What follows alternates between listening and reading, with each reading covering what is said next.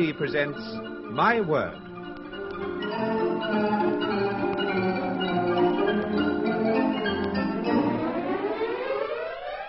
And here to introduce the program and the panel is Jack Longman. My Word is a word game played by people whose business is words, and the two teams are Arnot, Robertson and Frank Muir on the one side, and Nancy Spain and Denis Norden on the other. And round one is a test of their vocabulary. They get 2 marks if they get the meanings of these particular words right or approximately right. And we begin with Arnot Robertson. Arnot, what is Borsch? B-O-R-S-C-H. Borsch. It's a very peculiar soup in which I think a beetroot has died. And where would you personally don't like it, as you gather. Where would you expect to find that particularly? Where would I expect to find the dead? Not the dead beetroot, but the soup. Oh, Hungary, Russia. Yes, that's right. It's this highly seasoned Russian soup, beetroot included, and it looks rather like a dead beetroot, as Arnot quite rightly said. Denis Norden, this is much harder. What is a Kelt? K-E-L-T. Oh, yes, I know that. It's a sort of highly exhausted salmon. Yes, absolutely. Wait a minute. After a salmon has swum upriver to spawn, it spawns, and then it makes its way downriver very slowly, wondering if all those waterfalls were worth it. It's a salmon sort of going back home. Well, if I could give you 3 marks, I would. That was a brilliant description. 2 marks. It could be a sea trout as well. After spawning, spent fish. Nancy Spade, what's the meaning of the word apodictic or apodictic? A-P-O-D-I-C-T-I-C, or it could be D-E-I-C-T-I-C. Apodictic, apodictic. Apodictic. I suppose it's something about speaking. Yes? And apo... it's a fin. That's who it is. Dictic is a clock. APO is a post office. It's a post office clock. It goes pick up.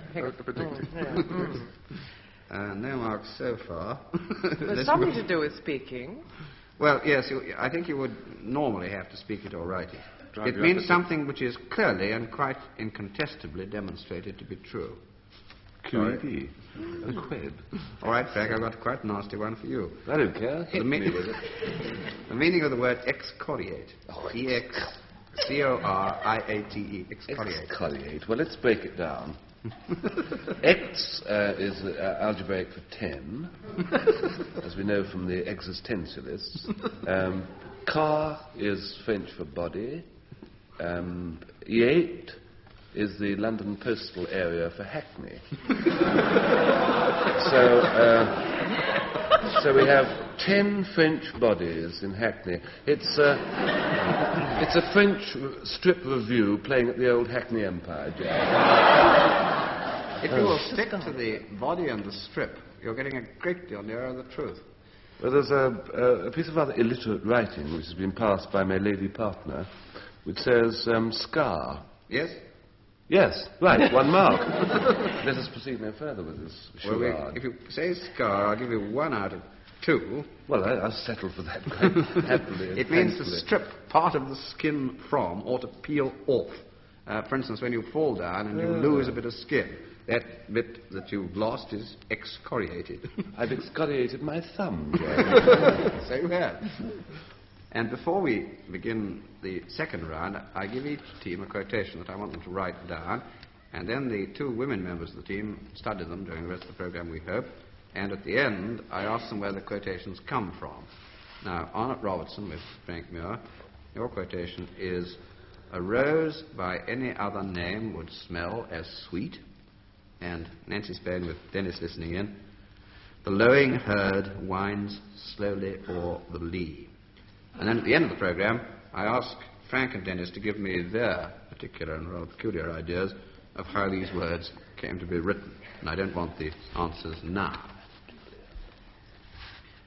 And so to round 2, which is again a kind of test of vocabulary, but this time it's a bit inside out. That is, I give the team members the definition in the dictionary. I want them to give me the word. 2 marks if they get it right. Arnot Robertson, here's yours. a kind of woman's or child's blouse, originally of bright red, but also a biscuit containing currants. I thought they were dead flies. Yes, that's what we call them. I was dead brought up flies. to believe they were dead flies.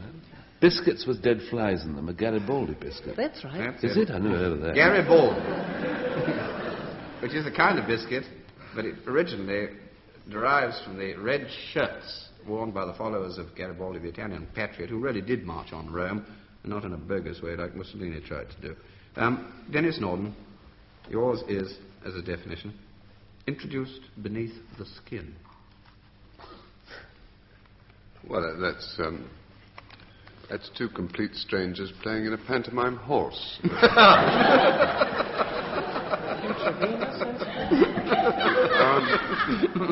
Introduced beneath the skin. Subcutaneous, yes, that's a good word. Subcutaneous. Well, I'm going to pass on subcutaneous. It's the alternative. The other one is hypodermic, which is usually used quite wrongly of the syringe that does the job below the skin.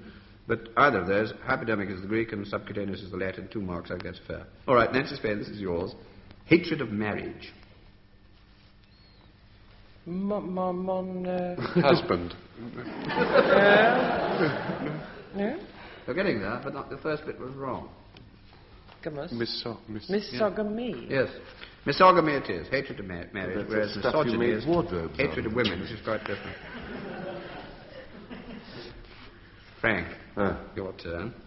An unbranded calf or yearling, and by derivation a masterless person, a rover, a stray.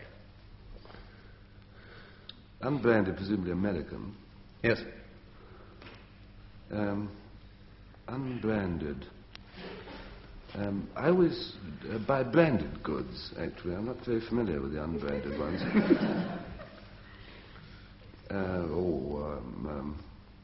I know the answer to this one. I don't know. Sorry about that. You don't get any marks for not knowing. It's called a maverick. And there was a Texan. He's an engineer and a cattle raiser who absolutely refused to brand his cattle. And they were called mavericks as the result. Well, in the next round, becomes very literary at this point. I give each member of the team a quotation and ask them to try and complete it. And they can get 2 marks for completing it correctly and 2 more for saying where it comes from. We begin with Aunt Robertson. 1,000 hearts beat happily, and when music arose with its voluptuous swell... Doesn't ring any bell at all. Never mind. It's Byron, Childe Harold, the eve of Waterloo. This was the great ball they held, I think in Brussels, wasn't it? The night before the battle. I'll tell you who gave the ball. It was the Duchess of Richmond, 1 mark. And it was in a laundry. Too late for any marks at all. It was in a laundry, which is another mark. Well, just to complete it, I've got to get it right, I suppose. 1,000 hearts beat happily, and when music arose with its voluptuous swell, soft eyes looked love to eyes which spake again, and all went merry as a marriage bell. But hush, hark, a deep sound strikes like a rising knell. That was cannons in the distance. Byron, Eve of Waterloo. Denis Norden. Men, some to business, some to pleasure take, but every woman is at heart a rake. Here. No editorializing. Yeah. Oh, I don't know. Pope, yes, I think so. Yes. Was it Pope? Yes, quite right. Pope. Essay on man. Well, Rake it's of the lot, changed the maybe. sex a little, I'll give it to you. Women. You can't change the sex much. It's either women or... It's about women, anyway. Yes. Pope on women. You wouldn't presume to complete the quotation then, Denis? No, I think I'm darn lucky to have got that far. It's one of Pope's moral essays of the characters of women, and this is how it goes. Men, some to business, some to pleasure take, but every woman is at heart a rake. Men, some to quiet, some to public strife, but every lady would be queen for life. Yet mark the fate of a whole sex of queens, power all their end, but beauty all the means. And he goes on like that, really rather unkindly for a long time. And Anti-Spain, yours is, I think, not so hard. And how can man die better than facing fearful odds? As Macaulay, The Lays of Ancient Rome. Yes? In the something of his fathers and The the whatnot ashes- of his gods. Ashes of his Like a fathers. shot. The ashes of his fathers and the temple of his gods. Yes, fair enough. And who was speaking? Horatius. Yes, it's the stanza that began. Then out spoke brave Horatius, the captain of the gate. 4 marks, well done. Frank Muir, and this could be more than spoken. Early one morning, just as the sun was rising, I heard a maiden singing in the valley below. Oh, never leave me. Oh, don't deceive me. How could you use a poor maiden soul? Yes.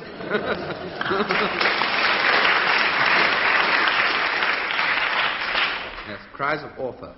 Algernon non. Yes. A non. Traditional or anonymous, early one morning. Well done, Frank. 4 marks. Well, the next round is a test of recognition of style. I'm going to read some short passages of prose, and from the style or the content, I want the members of the team to tell me who wrote them. 2 marks if they get it right. We begin with Arnot Robertson again, and I apologize because I haven't got the accent. Someday, somewhere, a guy is going to come to you and show you a nice brand new deck of cards on which the seal is never broken, and this guy is going to bet you that the jack of spades will jump out of this deck and squirt cider in your ear. But son, do not bet him, for as sure as you do, you're going to get an earful of cider. I should think it's Mark Twain. No. Damon Runyon. Yes. Now, Denis Norden was a bit different. Notwithstanding these admonitions, she did eat 16 quarters, 2 bushels, 3 pecks, and a pipkin full. What a filthy deal of loblolly was here to swell and womble in her guts. After dinner, they all went tag-rag together to the willow grove, where on the green grass, to the sound of merry flutes and pleasant bagpipes, they danced so gallantly that it was a sweet and heavenly sport to see them so frolic. Sounds like Pantagruel. It does. It's not noddy, is it? No. Was it Rabelais? Yes, well done. Jolly good. It's Rabelais from the Book of Gargantua. It's the enormous tripe supper that was eaten immediately before the rather surprising birth of Gargantua. 2 marks. Nancy Spade, thinking deeply, if you will. It's not given to us all to become famous, but in this busy world there are few who, metaphorically speaking, need waste their sweetness on the desert air, or, in less poetic language, lead a useless life. Specially does this apply to women, who, though perhaps less gifted with brain power than the sterner sex, have yet a greater versatility of talent, and who, if they seek it, can always find a vocation. Must be Mrs. Beeton. Then. It is Mrs. The Beeton. Book of Household Management. Absolutely right. It's Mrs. Beeton's cookery book, the opening remarks of the first chapter, called The Housekeeper, and Nancy's great-great-aunt? Great-aunt. Great-aunt, sorry. Now, back to Frank Muir.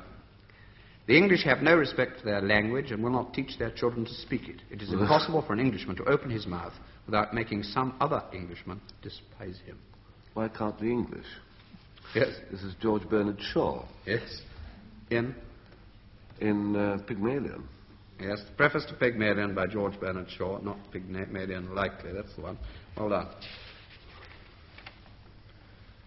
And that brings us on to another round about characters and the books they come from. 2 marks, one for saying who they are and one for saying where they come from. Arnot Robertson, Betsy Trotwood. Oh, Betsy Trotwood, she's Dickens. Yes. She's either Copperfield or she's Oliver Twist or Yes. Not Oliver Twist, In- because I saw it recently. She's not in that.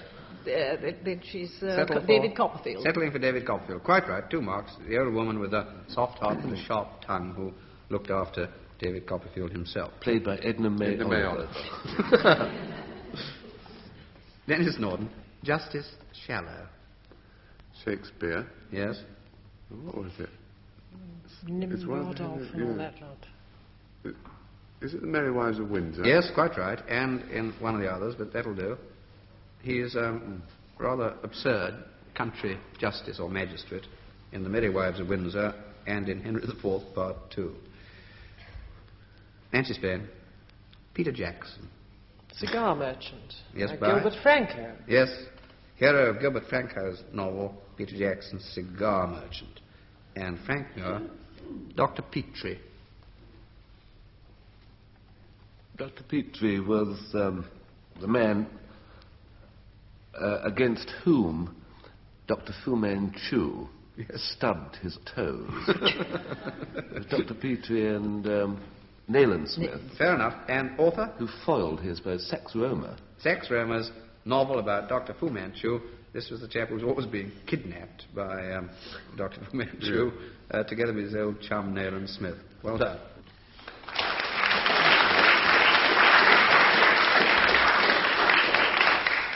And that brings us to the last round, and we go back to the quotations, which I gave the teams earlier in the programme.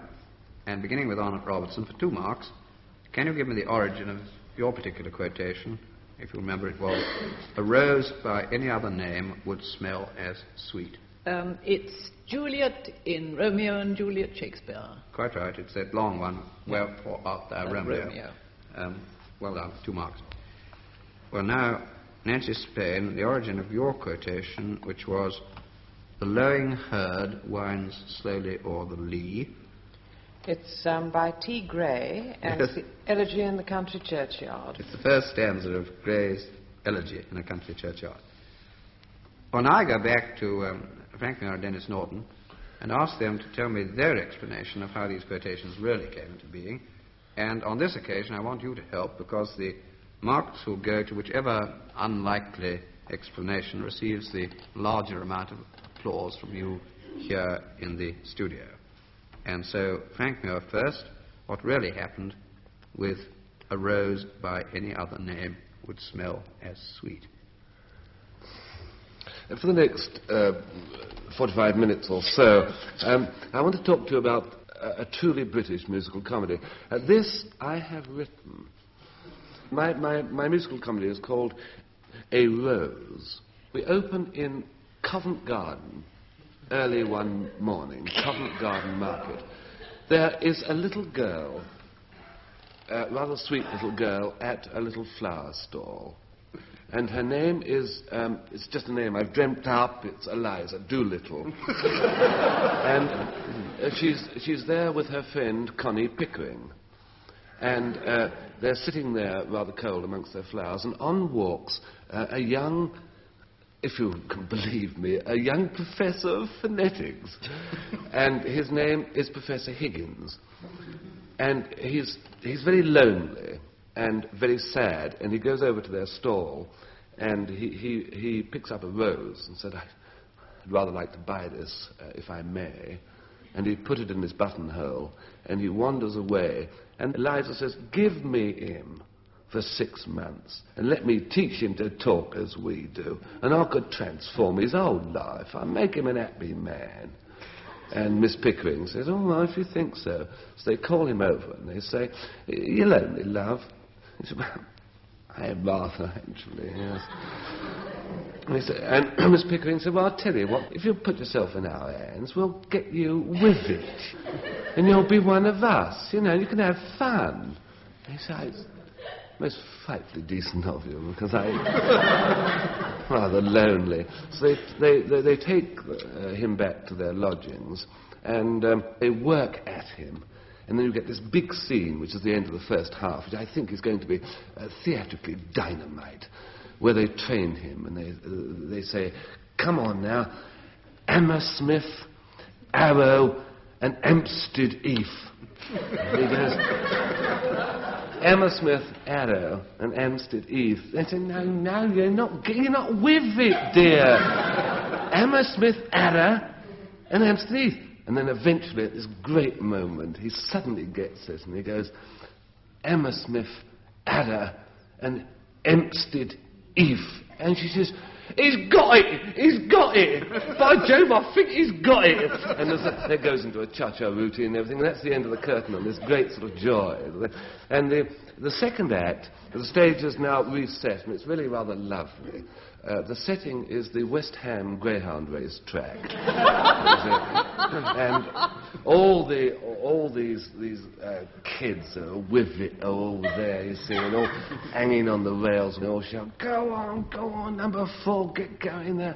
And suddenly he forgets all his training and he suddenly shouts, hurry, you splendid quadruped. You can imagine the shock of this. I mean, the whole of the West Ham Stadium turns round on him, appalled. And then I change scene again, and this is my last scene, and we're back at Covent Garden. And Eliza Doolittle is back at her stall. And Professor Higgins comes in again, and he takes this now rather sordid rose, very dead, from his buttonhole, and he says, excuse me, love, but I didn't pay for the rose. And she doesn't look round, she doesn't turn, with her back to him, she just says, put the money in the till, dear. And on that note of hope for the both of them, the curtain falls.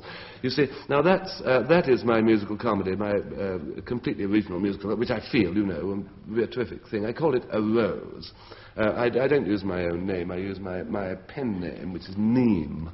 Eddie Arthur, I call, not Frank Herbert Muir, but Eddie Arthur Neame. And I'm hoping that some theatrical managers who are listening tonight will buy my play. Gentlemen, if you're listening, consider the great money-making musical comedies as Oklahoma by Rodgers and Hammerstein, South Pacific by Rodgers and Hammerstein, My Fair Lady, I haven't seen it actually, but by Lerner and Lowe. All these shows have about them the sweet smell of success. And in conclusion, gentlemen, I say, put on my play, and A Rose by Eddie Arthur Neame will smell as sweet.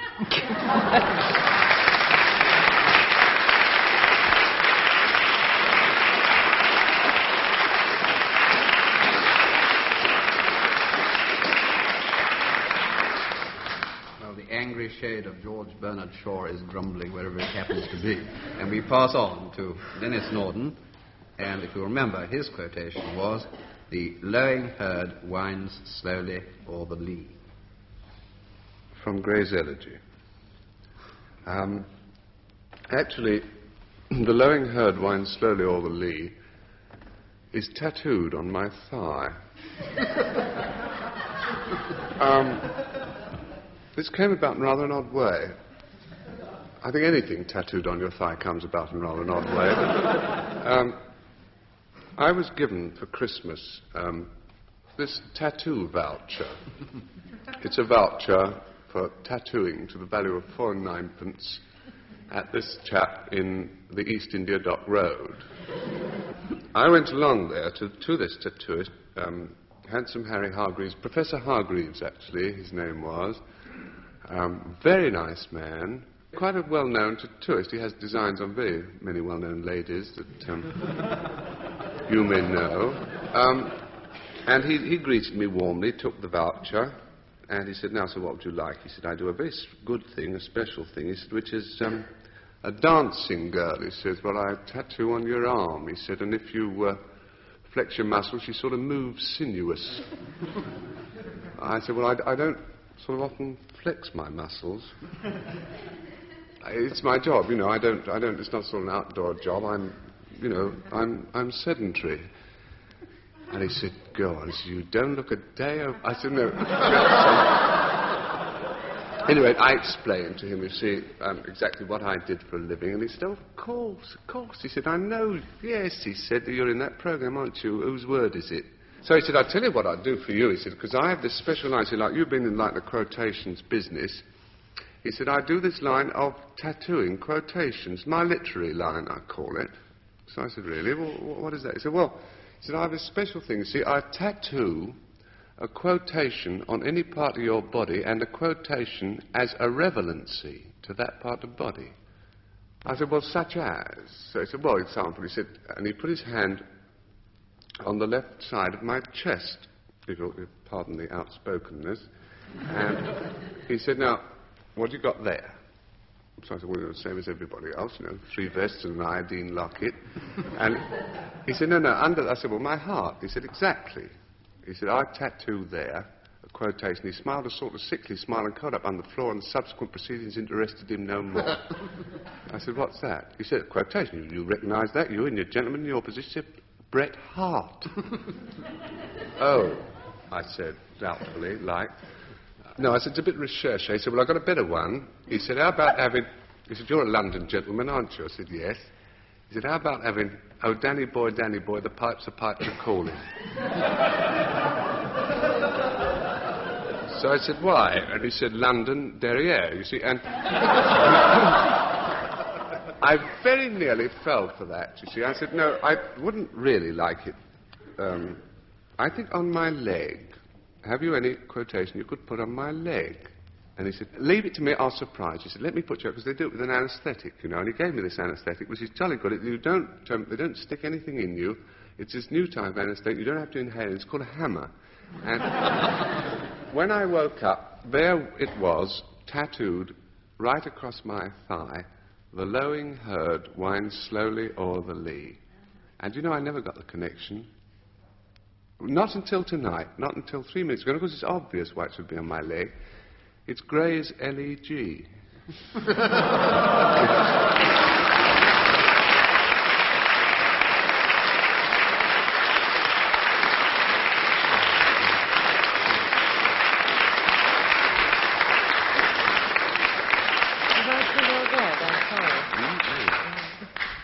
Well, I think by your vote, Denis's story gets that particular mark. And that brings us to an extremely close finish in which Nancy Spain and Denis Norden win by half a mark from Frank Muir and Arnot Robertson. And that also brings to an end this edition of My Word.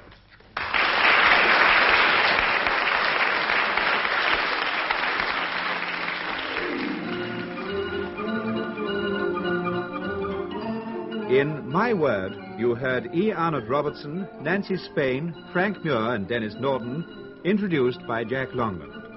The program was devised by Tony Shryan and Edward J. Mason and presented by the BBC.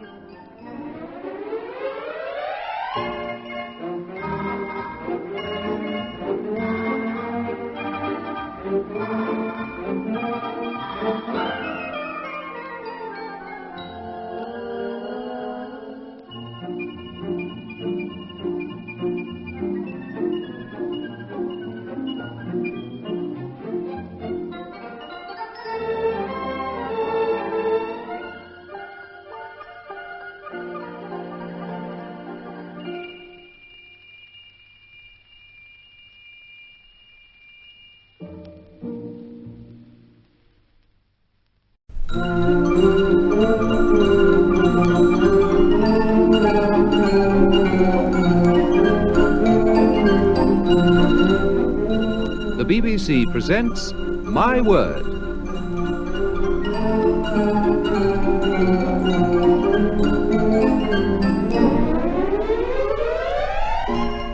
And here to introduce the program and the panel is Jack Longland.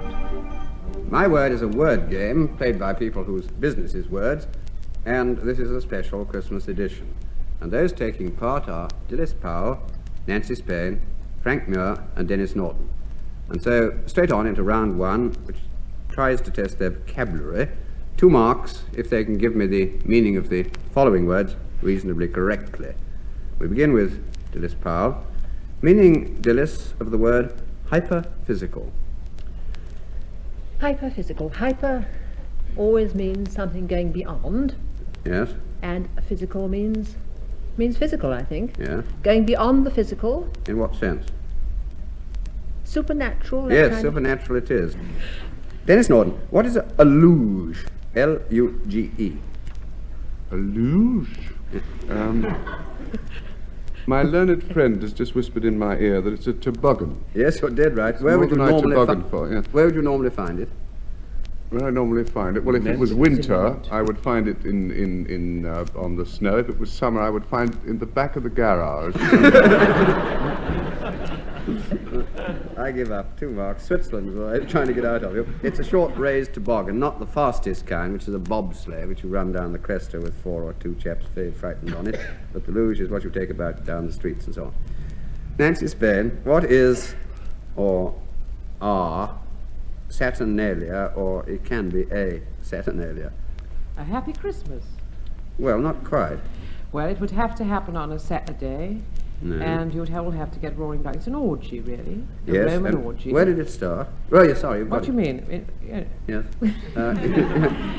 You'll get a bowl of mead, and I'll show you. I was trying to pin you back to its origin of Oh, country. Rome. Yes, Yes. Rome it was. That's good enough. 2 marks there. But the point I was trying to elicit, as a matter of fact, was that it was an ancient Roman festival. It did take place roughly at the same time as Christmas, and we took it over, as it were, in Christianity, so that the merrymaking at Christmas nowadays derives from this old pagan Roman festival. Come and Funnily see our enough, Christmas sometime. Funnily enough, at that pub some of us went to, I wasn't there myself, just before we came to the show, there was a brass plate screwed to a seat just before the bar, and it said Denis Norden, Saturnalia.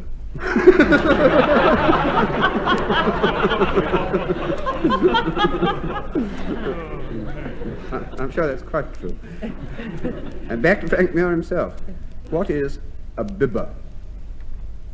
We're on the same subject, aren't we? Yes? It's imbibation, imbibing. Yes. Overindulgence in That's the one. alcohol, tippling.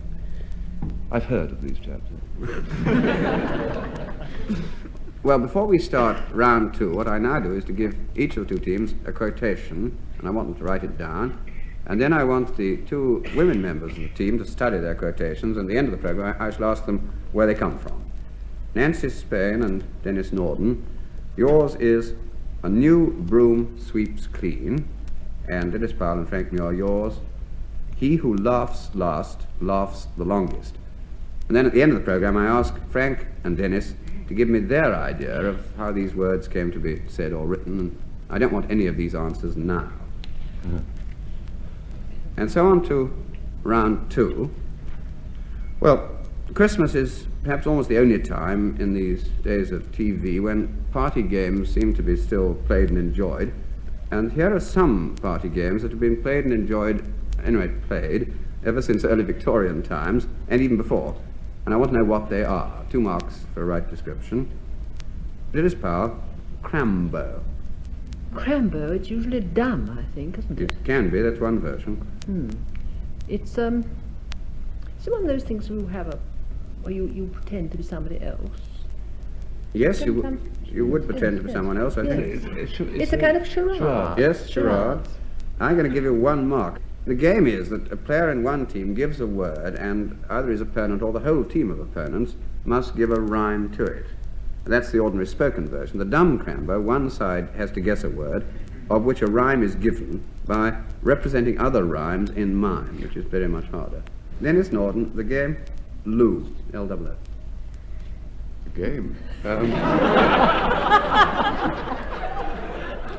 That's why I tell you, if you play it in a swimming bath, it's called Waterloo. Did you know? It's a card game, isn't Yes? it? Yes, it's a card game. Somebody goes out the room and the other ones have to act in dumb charade what he's doing.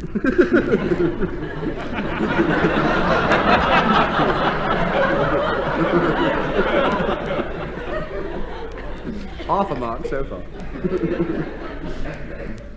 All right, we'll settle for half a mark, I think.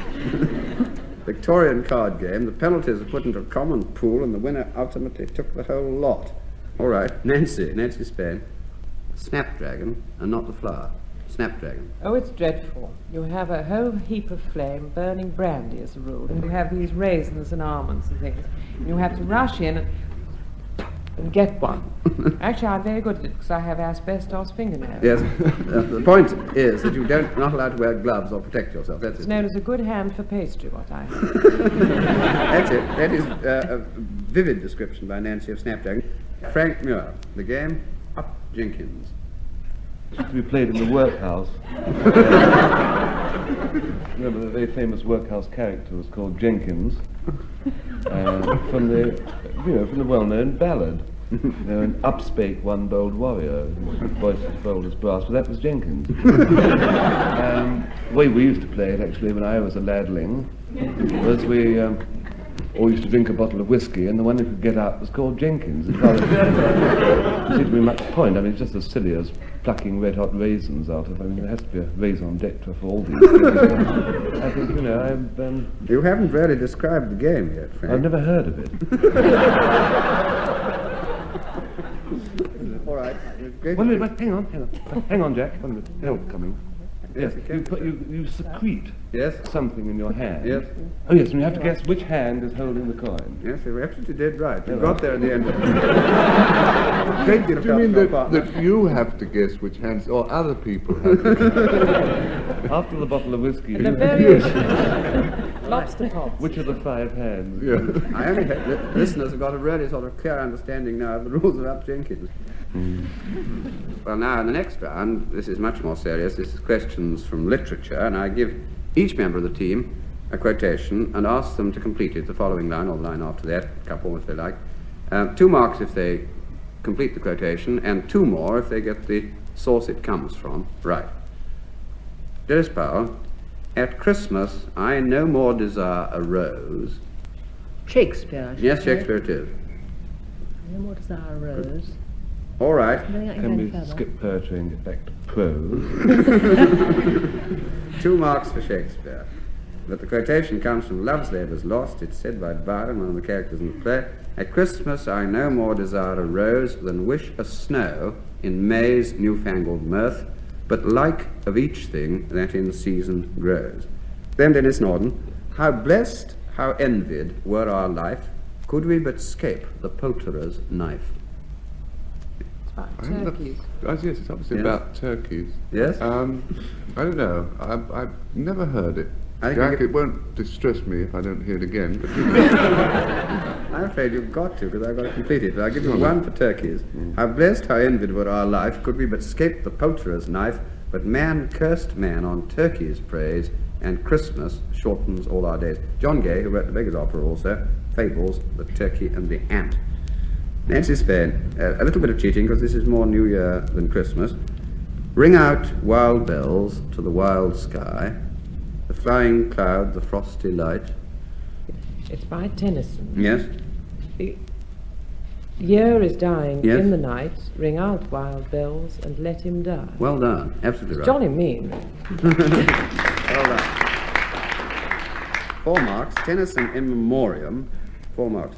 Now, Frank Muir. And this is, on the 3rd day of Christmas, my true love sent to me. Sitting in the car with the children trying to sing this.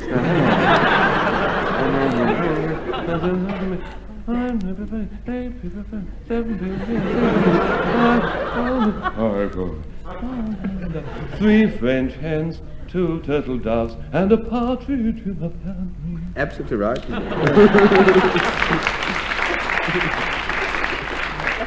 Author?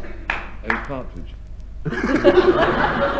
No, it's trad. Trad, traditional, anonymous, and as Frank quite rightly said, sotto voce. There are a great many more verses, but he gets his 4 marks. Well, in the next round we have a series of things which, rightly or wrongly, are associated in our minds completely with Christmas. But I want to know where in fact they originated, how they came into being, what they originally connected with. 2 marks if you get it more or less right. We begin with Denis Powell again, and it is pantomime. Well, now, yes, it was exactly. It was Dame Crambo. Yes, it was altogether miming. Yes, and do you remember some of the original characters? With pants on. Pantomime. Yes, you're It getting had that. sausages, didn't it? Yes, There was a somebody with harlequinade. sausage. Harlequin, yes. Columbine. Yes? Somebody with sausages. Auguste, was it? I think that's good enough. I think you'll get your 2 marks. As Pantaloon. Denis Powell rightly says, it was originally meant everything actually performed in mime, without speaking, and began in Rome, one man on stage simply miming with no words at all. Then came in Harlequin and Columbine as a love story, and a bit later Clown and Pantaloon, and they were the first people who actually talked. Denis Norden, Mistletoe. Now, wait a minute. Mistletoe is something to do with druids. Yes? I don't know what it's to do with druids. I think they used to have these things at dawn at Stonehenge, where they used to lay them on a slab and hit him with wet mistletoe. It's a dreadful way to die.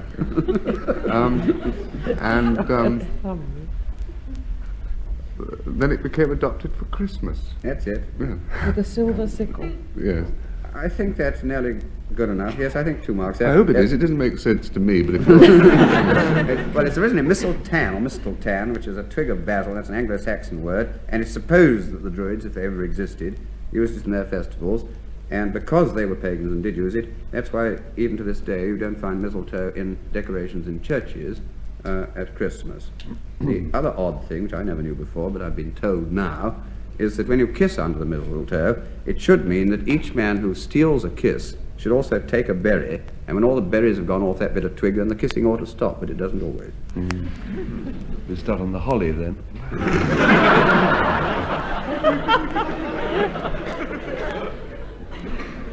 hence the expression a holiday. Well, Nancy Spain, quickly. Yours is turkey. Well, it was brought back by Sir Walter Raleigh. But what it has to do with Christmas, they carved it up for Thanksgiving, the Pilgrim Fathers. They always eat it on Thanksgiving. On November the 27th in America and 23rd in Canada, which is very strange. Yes, the association with Christmas is, as it were, quite accidental. Negligible. And turkey, it doesn't come from Turkey. The French call it dindon, which means a bird from India, and it doesn't come from India. Or fallout. And it really comes from North America. And now, Frank Muir, yours is a simpler one, the Christmas tree. Wasn't this one of the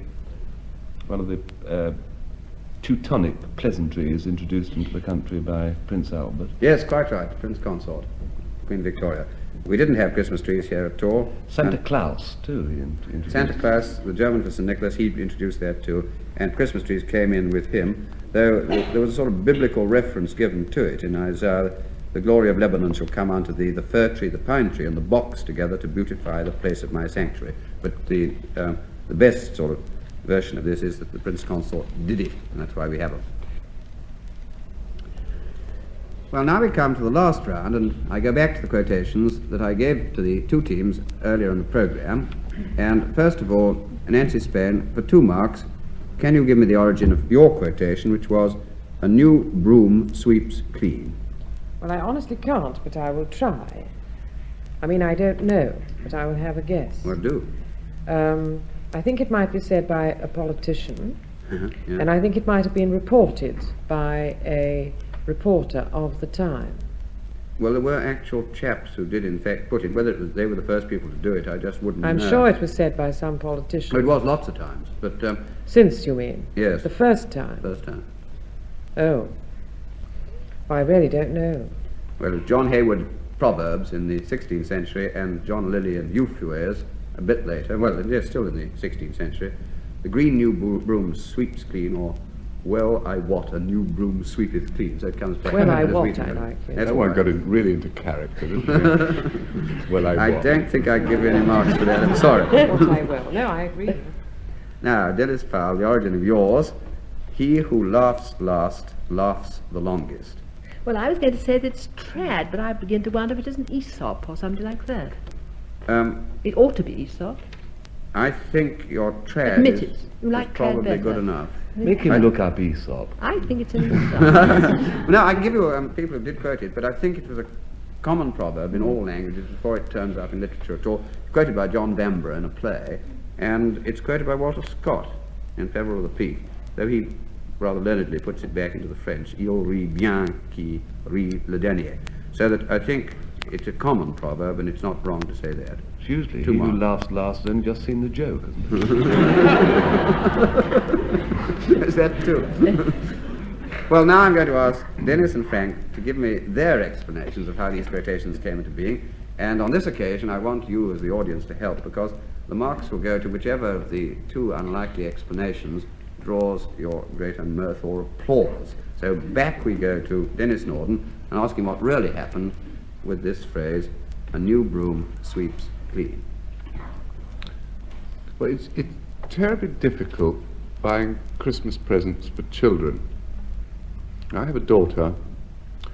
I'm going back 2 years now. I have a daughter called Margaret. When she was 8, she wanted a poodle for her Christmas present, and In those days, you know, lots of people have poodles now, but in those days poodles were rather sort of nouvelle vague, you know, and they were very difficult to get hold of, terribly expensive. And suddenly I remembered that I knew a bloke called Frank Muir who breeds poodles. Well, when I say, you know, he breeds poodles, obviously he has a poodle which breeds. As a matter of fact, he has 2 poodles, which, you know, if they're going to be pedantic about this. And I went to him because I see him now and again, you know, and I said, can we strike a price on a poodle, you see? Which we did after some haggling. And I took this poodle home, Margaret, and on Christmas morning I presented it to her. And she straight away burst out into tears of mingled grief and rage. So I said, what's the matter? So she said, I wanted a black one. And my son, whose name is Nicholas, although that, you know, it's nothing to do with the story, but he needs the publicity, you see, and he pointed out that the poodle I'd bought was a white one. So I said to Margaret, well, won't a white poodle do? And she said, no, I want a black one. So I said, well, it'll turn black. So he said, why? I said, well, poodles do. That one will turn black. She said, when? I said, not long, you know, Easter or Ascot week, you know, because I don't, you know, I kept it vague because I don't believe in lying to children, you see. And she went off fairly content with this, and about half an hour later, in came Bridget O'Flannery. Now, perhaps I should explain that. Bridget O'Flannery was at the time an Irish girl, as you may have gathered, who we had as what is called a mother's help. And she said, the little girl has just put the poodle up the chimney. Now, this is rather an unnerving thing to have said to you on Christmas morning, particularly in this rather phony accent, you see. So I rushed downstairs, and there was Margaret standing by the chimney, you see. And I said, what have you done? She said, I put the poodle up the chimney. So I said, why? And she said, because I didn't want to wait till Easter. I want a black one, you see. I didn't know what to do, and my wife came in. Her name... well, it'll come back to me. And she said, you'd better send for the sweep if you want to get it down. And he turned up about 20 minutes later. And what was terribly obvious was that he was very young, and all his equipment was brand new, you see. And in fact, I commented on this, and he confessed that this was the first professional job he'd ever done as a sweep. Which is odd, he was a young, very young bloke who had studied it at Oxford, actually. Yes, he'd taken what they call modern grades at... and he said, what is it you want doing? You see, and I said, well, we have a poodle up the chimney. He took that awfully well, and I said, and we want it brought down. He said, but I can't get it down because I haven't got the equipment. He said, but I can push it further up. So I said, well, what would it let you? He said, well, it'll come out the top of the chimney. And I said, well, that's clever, because it'll just fall off the roof. He said, no, you have somebody standing by to receive it when it comes up the top. So I said, but we've got 3 chimneys. He said, well, look, if you don't trust me, I tell you what we'll do. We'll block the other 2 chimneys up, you see. So I said, well, how do you do that? He said, well, get somebody to go up there and sit on them. Well, immediately, Nicholas was up there and sitting on a chimney, there was one. And then the other chimney, well, I said to this great Irish colleen that we had, well, you're very much the right shape for sitting on a chimney. And we sent her up the other one, and I waited downstairs with the sweep, and he screwed all his brushes together, and he was shoving them up the chimney and pushing away. And after about 10 minutes of this, I looked round, and there was Margaret standing by me with a smile on her face and a white poodle dog in her arms. And I said, what are you doing with that? She said, April Fool. And I said to my wife, you really must teach this child the months of the year. And at that moment, the sweep said, hello, I'm onto something, I've got resistance, I can feel resistance. He gave a great shove. There was a scream from aloft. And through the window, I saw Bridget travelling downwards at a great speed. Well, luckily she wasn't hurt because my wife had just gone out at that moment, so her fall was broken. That is about all that there is to the story, except the headline that the local paper gave when they printed all about it, and they said, "A new sweep brooms Colleen."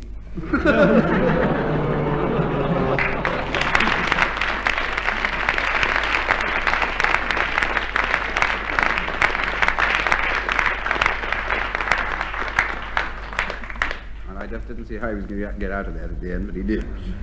And so we go back to Frank Muir, and his quotation, if you remember, was, "He who laughs last, laughs the longest."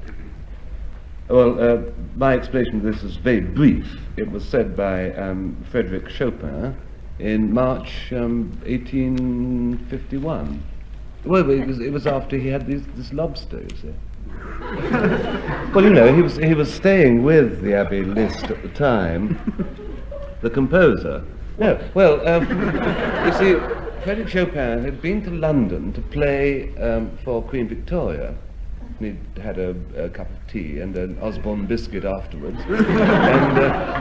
and the Queen hadn't liked it awfully. The Chopin had tried to play one of his preludes, and she was only allowed to play just the prel, because nothing lewd was allowed. It was all extremely awkward because he had this friend of his, you see, this girlfriend called George Sand. So in something of a dudgeon, he left England and went to Hungary on a European tour. And there he played his latest composition, Nocturne in the Old Kent Road. Now this I'm afraid, got a raspberry in Hungary. And, so Chopin called on the only real friend he had in Hungary, which was the old Abbé Liszt.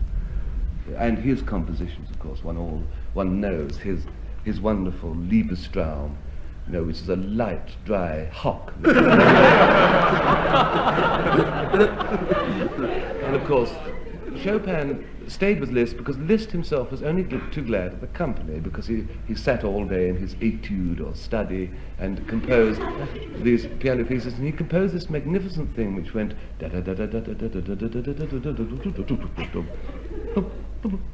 and he didn't know what to call it. And the only way that Liszt could think was to stay awake all night. And the only way he could stay awake all night was to eat lobster for dinner, you see. These were the continental lobsters, which were called langouste. And then Chopin wrote another piece, which he called the Minute Waltz. And he played it on Christmas Eve at the Conservatoire, and afterwards he went over to the left-wing place, the laboratoire.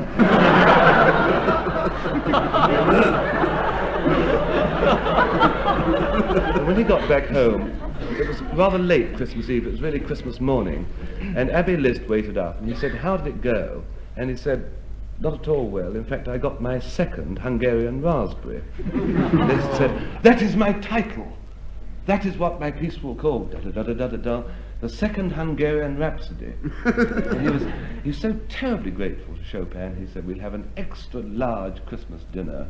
And they brought it in, and there it was, these langouste again, these dreadful great lobsters. And George Sand was very fed up and said, "Really, you should say something and clear out of this place." And what was my line? Oh, he who laughs laughs the longest.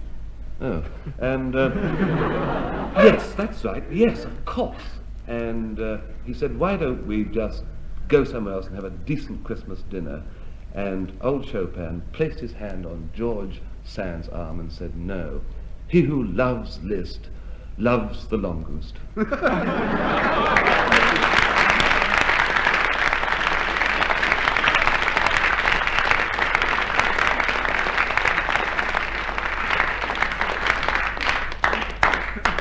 Well, I'll have to be a new edition of Grove's Musical Dictionary coming out very shortly after that. And I think by your verdict, Frank Muir just gets the mark, though a very close show with Denis. And that brings us to a final score at the end of the round, in which Denis Powell and Frank Muir win by 2.5 marks from Nancy Spain and Denis Norden, and it also brings to an end this edition, this Christmas edition of My Word.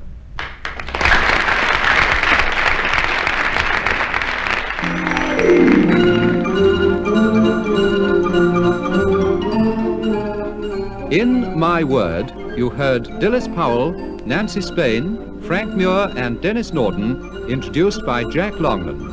The program was devised by Tony Shryan and Edward J. Mason and presented by the BBC.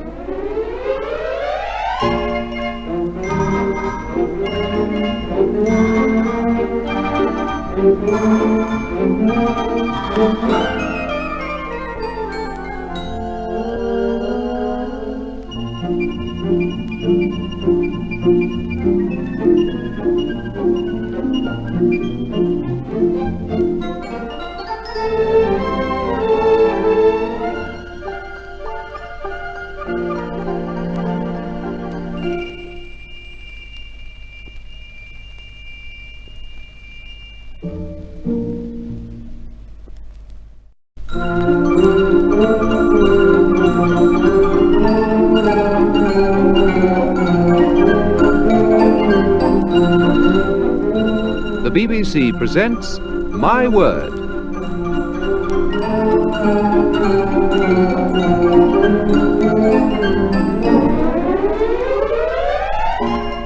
And here to introduce the program and the panel is Jack Longland. My Word is a word game played by people whose business is words, and the people taking part are Denis Powell, Nancy Spain, Frank Muir and Denis Norden. And here's round one, which is testing their knowledge of words. 2 marks if they give me the meaning approximately rightly. We begin with Denis Powell. Denis, what is henna? Henna. It's what you do to your hair.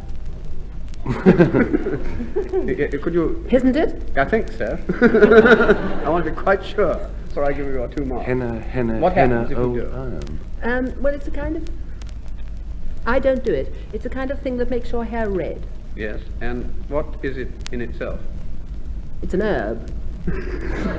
All right, 2 marks, 2 marks. It's Egyptian privet, and the shoots and leaves are used to make this dye, which has been used for, thousands of years, I think, as Denis says, makes your hair red or shades less than red, too, if necessary. Auburn. I give up. I give up. Denis Norden, what is a chiliad? C-H-I-L-I-A-D. Chiliad. Chiliad. It's something to do with astronomy, I believe. Could be. Or it's an ad for... What would be an ad for Steady. chili? Yes, no. Steady. If it was, it could be a production of the Iliad on ice. Well, Denis, you've got into the right country. I've got what? You got into the right country. Greece. Greece. Greece Yes, it means, yeah. it's Greece. It's a Greek word, Jack. Yes. Well, Chiliad. It was a successor to the. It's a kind of brutal version of the Iliad. No. I'm sure it's to do with astronomy. I'll give you half a mark. It is the Greek for 1,000 or 1,000 years, and it could be 1,000 light years, I suppose, and hence astronomy might conceivably come in. What am I? Nancy Spain, what is the huckle? H-U-C-K-L-E, the huckle. The huckle. It's a version of the twist. It's on one of the getting records. quite It near. You is. mean you put your thigh bone out? Yes, Yeah. I'm going to give you 1 mark, which is fairly generous, because it is, in fact, the hip or the haunch. Oh, it's... So you were totally near unfair. enough. And the huckle bone is the hip bone, and therefore it comes in tremendously with the twist, I've no doubt. What's it connected to? It's connected to the feet at one end and the torso at the other. Thank you. What is a penstock? they're permitted to resign. On the penstock. Yes. You really do know this. I do know it. Yes. Well, of course I know it. Those blokes. Well, I know how it's used. I know how it can be used in a sentence. Why is a bookkeeper like a clockmaker? Because he can make a pencil tick. But a pen Doesn't tick. No, pen stock. It's a form of audible writing. You think about those boats of yours, Frank, and you'll get it. Oh, it's nautical. Yes. Yes. Well, there we are. 1 mark. Alas, no marks at all. It's a sluice. Or a floodgate. What a detective. Floodgate? It's the thing that fastens up the end of a mill dam, for instance, or the trough to the water wheel. Sorry. Well, before we start round 2, I give each team a quotation which they can write down. And I want the 2 women members of the team then to study the quotations, and at the end of the program I shall ask them where they come from, the source of the quotation itself. And Denis Powell and Frank Muir, yours is seated one day at the organ, and Nancy Spain and Denis, yours is the old folks at home. And then at the end of the program, I shall ask Frank and Denis to give me their idea of how these words really came to be said or written. Well, and so we come to the next round, which is about rhyming slang. And these are all expressions which are in slang use today, but they're the result of what's called rhyming slang. I want to know what they mean and where they come from, the derivation. 2 marks if you get it reasonably right. Denis Powell, what's the word sky slang for?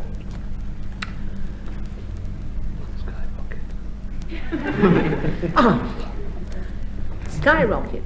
Yes. Pocket. That's it. Skyrocket, rhyming slang for pocket. I was going to tell you an absolutely lovely one, but I won't tell you until you've asked the others in case it comes in. Oh, well, yes, that'd be very kind of it, but we'd like it all the same at the end. And Denis Norden, what is your whistle? It's my suit. Jolly good. And short for? Well, it's short for a person who's taller than I am, but it fits me perfectly. It's short for whistle and flute. Whistle and flute, rhyming slang for suit, and so abbreviated to whistle. 2 marks rolled up. Nancy Spain, what are the apples? Apples and pears, stairs. Good, 2 marks again. And Frank Muir, what or who is Rosie? Rosie Lee. Yes? She's a well-known charwoman.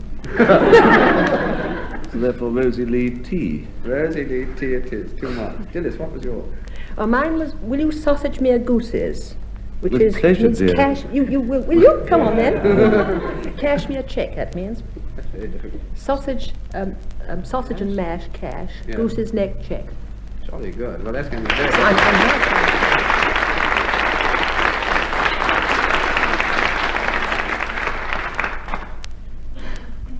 The next round's literary. I give each member of each team a quotation and ask them to complete it, next line or next 2 or 3 lines.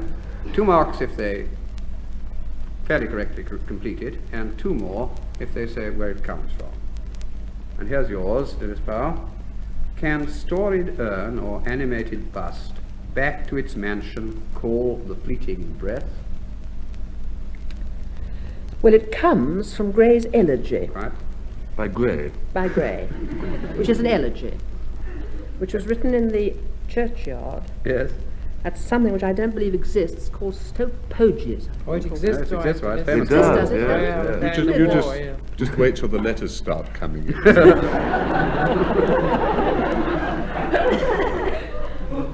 Well, that's a good start for 2 out of the 4 possible bars. Can you complete it? Animated bust. What was the next line, please? Back to its mansion, call the fleeting breath. Breath. Something dust Yes? and something. It is a difficult one, I think. Can storied urn or animated bust back to its mansion call the fleeting breath? Can honour's voice provoke the silent dust, or flattery soothe the dull, cold ear of death? Thomas Gray, elegy written in a country churchyard, 2 out of 4. Denis Norden, when to the sessions of sweet, silent thought I summon up remembrance of things past. This is Shakespeare's sonnet, An Easter Bonnet or Mickey Mouse. Yes.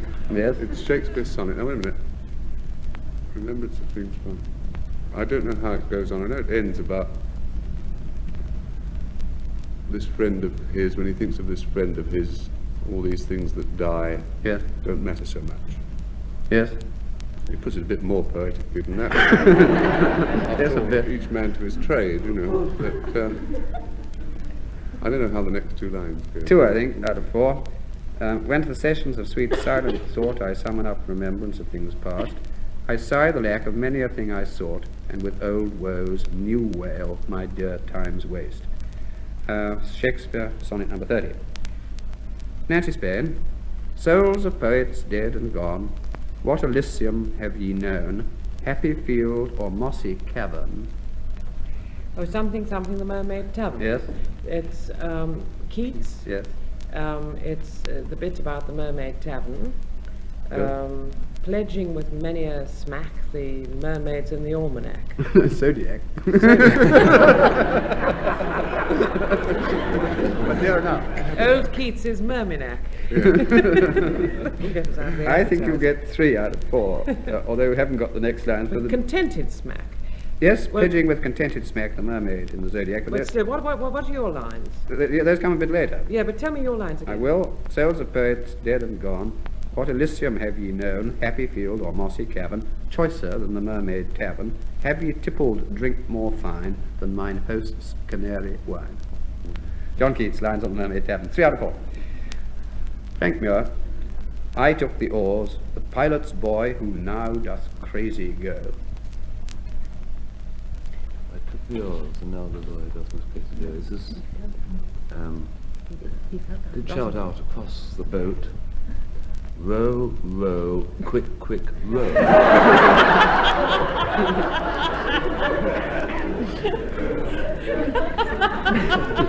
This is the Ancient Mariner. It's the Ancient Mariner. All right, 2 for knowing it's the Ancient Mariner. You're not going to get the next lines, are you?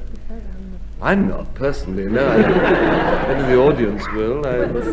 Sooner or later he fell down in a fit, that pilot boy, didn't he? I think it's another stanza. Now, you're getting very close indeed. I can almost give you half a mark for that. No, not quite. The line just before is the pilot shrieked and fell down in a fit, so the pilot was out of action. He couldn't do any rowing or even any steering or conning the ship or anything at all. Luckily, the pilot's boy then unfortunately went crazy as well, leaving only the narrator to row. I took the oars, the pilot's boy, who now doth crazy go, laughed loud and long, and all the while his eyes went to and fro. Ha ha, quoth he, full plain I see, the devil knows how to row. Coleridge, rhyme of the Ancient Mariner. It must have been a happy ship. Luckily, the pin stocks were firmly closed. And that's the ship went down at that point, not the ship, the little boat they were in, but the main ship went down at exactly that point. Oh, I take a deep breath. Well, next round is the origins and derivations of phrases. 2 marks if you give me the present day meaning of these expressions and tell me their origin as well. Dearest pal, yours is upon my Davy or I take my Davy. Ah. Davy means an affidavit, doesn't it? Yes, and therefore its colloquial meaning is... Take my oath, yes. Yes, it's a written statement used as judicial proof. 2 marks clear. Denis Norden, dibs or plenty of dibs? Dibs is or are money. Yes. I don't know where it came. Actually, we were once sent a script from America. It was a film script that was written originally as an American story with American dialogue, and they decided to make it in England. So they replaced the American dialogue with English dialogue, but whoever had replaced it was a writer who'd never been to England, and he'd done it by consulting an English dictionary of slang. And unfortunately, the dictionary must have been about 80 years old, because you had things like bus conductors going down the bus saying, "Would you tender your dibs?" And the policemen were all called peelers. In it. Well, 1 mark so far, Denis, because it does mean money. Didn't mean any money to us, we couldn't. But I don't know how it... doubt whether it would anyway, because it originally dibstones, it's short for dibstones, which is a game like fives for children. We played it with knucklebones, sheep's knucklebones, and they were known as dibs. Hucklebones. If you like. And therefore any kind of gaming counter became called dibs, and thence, bit by bit, it became a name for money as well. Rather a far-fetched explanation, I can't help thinking. I think mine's much. 1 out of 2. Nancy Spain, Darbies, D-A-R-B-I-E-S. Darby's was Darby Kelly or a hat, or it could be 100 of things. No. Or cufflinks. A special mark for that one. I did a bit of mine, yes. And it didn't work. All right. Handcuffs or manacles. Yes, 1 out of 2 so far for handcuffs. And why are they called derbies? Oh, I don't know. Well, it's back in the time when Denis got his American script, I think. The policemen originally were nicknamed John Darbies, and that was possibly an anglicised version of gendarme, and therefore the handcuffs were known as John Darby's bands, or Father Darby's kidding. hands, and therefore Darbies. Very difficult indeed. 1 out of 2. A palpable lie. Yeah. Thank me, basic English. Oh, I don't know. The basic English swearing. That's what it is ironically today, but it isn't what it really was. Isn't it one of these slightly nutty things of reducing Yes, the language down to about 2,000 words? That it's anybody that can sort of use? thing, yes, of that order. Well, that's enough, isn't it? 1.5. I'll settle for 1 1/3. Basic. Yes, I think 1.5 is not bad. I think we should have these marks in decimals. We have to soon, I think. Well, nowadays this bank says it's an ironic expression, meaning rather primitive short words, usually used forcefully. But basic English was a selection of 850 English words invented or put together by C.K. Ogden as a sort of common first step towards learning the English language, and had quite a lot of currency at one time. It has an odd reason for being called basic. The words, it's short for the words British, American, Scientific, International, Commercial. It's still going. Flatly don't believe it. It's basic. No, it isn't. I knew Ogden. It really is true. And now we come to the last round and go back to the quotations I gave the 2 teams earlier on in the programme, and start with 2 marks, still is power. I'd like the origin of your quotation, seated one day at the organ. Is that the one about his fingers sort of straying idly over the keys? Yes? The Lost Chord. The lost chord it is. Do you remember who wrote it? Sullivan. No, Arthur Sullivan wrote the music. There's an American lady with 3 names. That's right, Adelaide Ann Potter. Died in 1885. All right, Nancy Spade. And the origin of your quotation, the old folks at home. It's a very well-known ballad, Jack, by Stephen Foster. Quite right. 2 marks. And now I'm going to ask Frank and Denis to tell me their explanations of how the quotations came into being. And on this occasion, the marks will go to whichever incredible explanation receives the larger amount of applause from you, the audience here in the studio. And first to Frank. Your quotation, you remember, Frank, was seated one day at the organ. This story is really a tribute to the man who compiles this program, Mr. Edward J. Mason. You see, because he's such a good marksman with a rifle. I have difficulty getting up in the... Well, I have no difficulty getting up. But I have difficulty getting up in a civilized manner. And my wife read somewhere that this is due to a shortage of energy. This sounded plausible to me. And it could be cured by taking those little tablets of glucose, which give you energy.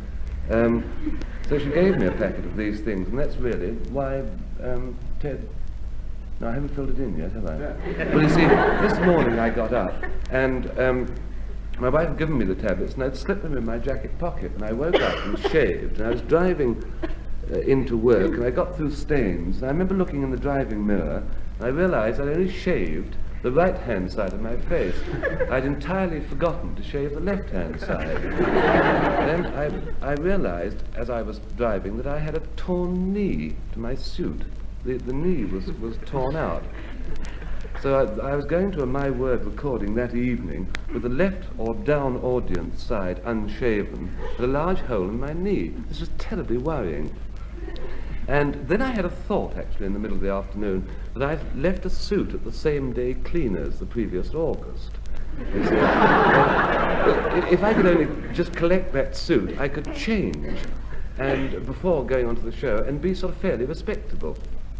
So I called in at the shop, and I collected the suit, and I was walking along Bond Street, and I suddenly realised I had nowhere to change.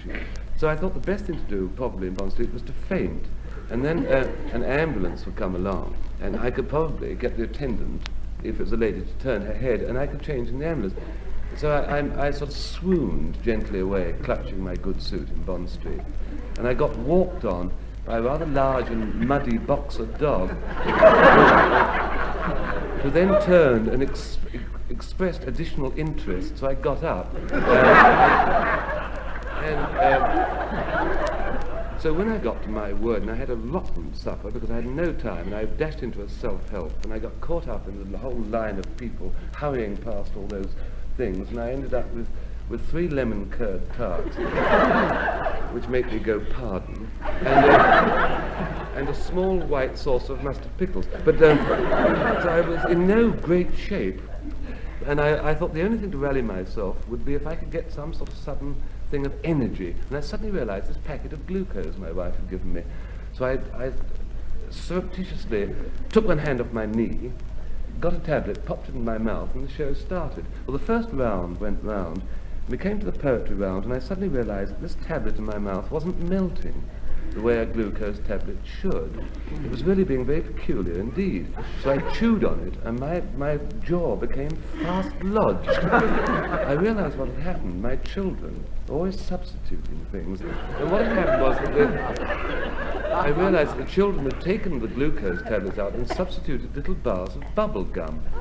And I was chewing bubble gum, and it was very nearly my turn.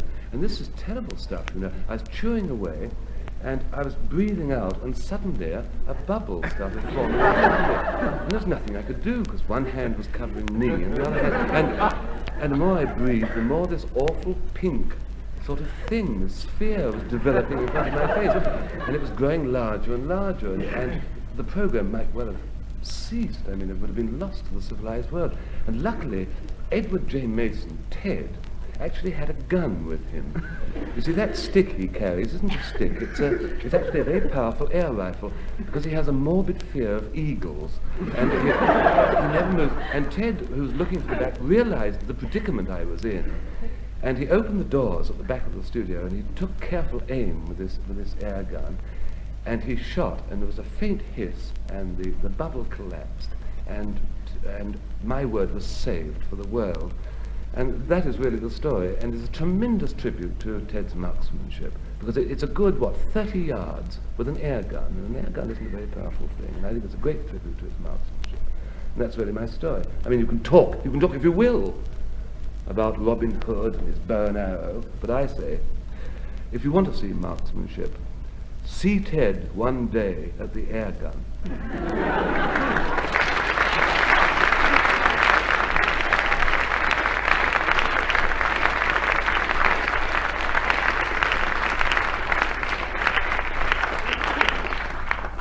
Gone down so many byroads simultaneously in my life. We pass on to Denis Norden, and Denis, yours, I remember, was the old folks at home. Yes, we do get some extraordinary things happen on this program. They used to introduce this program as being done by people whose business is words. Because of that, any kind of literary problem, you find that people tend to come to us as kind of literary doctors in a way. One of the weirdest was one day, we were seated one day at the office, and the door burst open, and a woman was announced whose name was Mrs. Amelia Battersby. She came, and she's rather elderly, and she had 4 wedding rings on, and she had piercing eyes. And we said, Mrs. Battersby, what is your problem?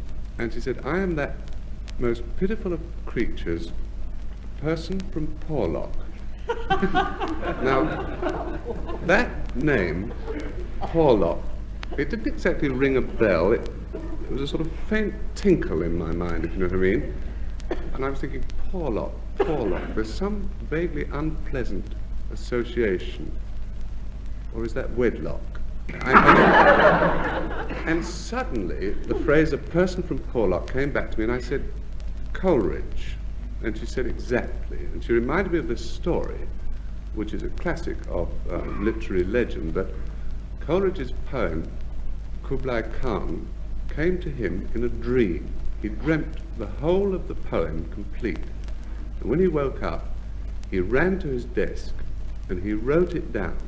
And he was still in in full song, as it were, when suddenly there was a knock on the door, and in walked a visitor whom we've never known the identity of, but Coleridge said it was a person from Porlock. And this person from Porlock stayed with him, and by the time he or she left, the poem had gone completely out of Coleridge's head, and that's all we've ever had of it, so it's an unfinished poem. I said, well, what can we do about it? I mean, what is your beef, madam? Because we try to be as polite as possible. And she said, well, I want your help. She said, I want to erect a monument to Coleridge at Porlock.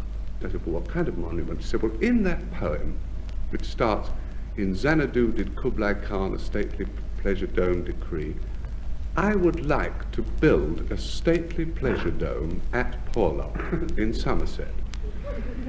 Well, I thought this was quite a good idea, because we're going to build one, you know, stately pleasure domes. It's quite a pleasant place to have one. I said, well, what help can we be? She said, well, will you be the literary advisors on it? So we said, all right. She said, now, I want it built exactly to the specifications laid down in the poem. I said, I shall leave you all the money, and I'll go when you tell me when it's done. Fair enough.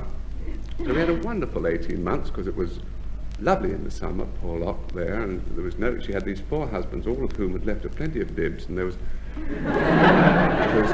no expense spared, time and a half on Sundays. There were some snags, you know, you had to build it exactly to the specifications. If you remember, it goes, in Xanadu did Kublai Khan a stately pleasure dome decree, where Alf the sacred river ran through caverns measureless to man down to the sunless sea. Well, the river was a bit of a problem, you see. You've heard of a town like Alice. Well, we had to find a river like Alf. We got through that one, and it took 18 months, but we finished it, as stately a pleasure dome as you would wish to find. And we rang her up, and we said, Madam, your pleasure dome is done. And she said, oh, that. Oh, heavens, I'd forgotten about that. And what had transpired was she had married a 5th husband, and he was a chap about half her age, a modern poet, and consequently she wasn't interested in any literary figure any earlier than Colin Wilson now. So we were left with this pleasure dome on our hands. And the whole object of the story is to tell you about this, if you know anybody who would be interested in a freehold pleasure dome. There it is, freehold, if you want it. Or as Stephen Foster said, freehold folks a dough.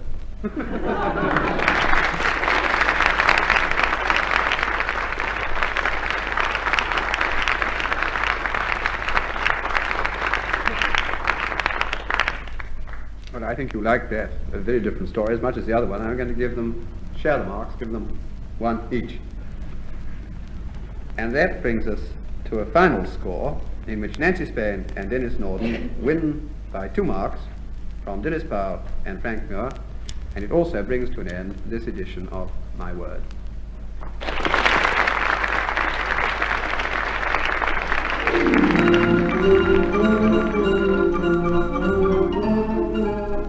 In My Word, you heard Denis Powell, Nancy Spain, Frank Muir and Denis Norden, introduced by Jack Longland.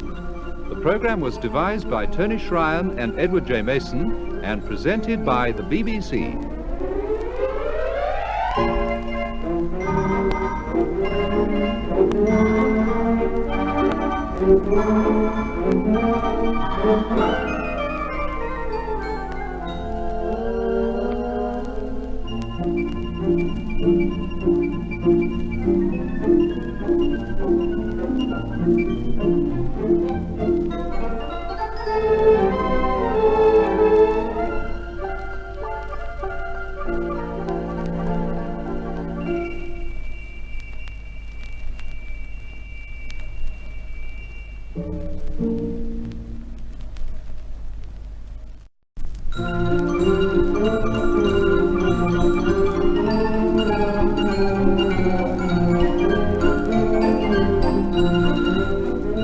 The BBC presents My Word.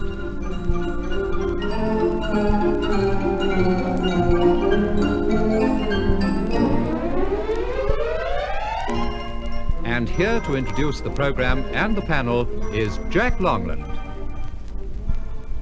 My Word is a word game played by people whose business is words, and those taking part are Denis Powell, Nancy Spain, Frank Muir, and Denis Norden. And here's round 1, which tries to test their vocabulary. 2 marks if they get the meaning of the following words approximately correct. Begin with Dilys Powell. I want to know, Dilys, what is agoraphobia? Agoraphobia. That's being afraid of something, isn't it? Yes. Of being where I am now in a very large space. That's it. Public spaces Frightening. or open spaces, not as such, being afraid of crowds, which some people sometimes say. 2 marks. Denis Norden, what is lovage?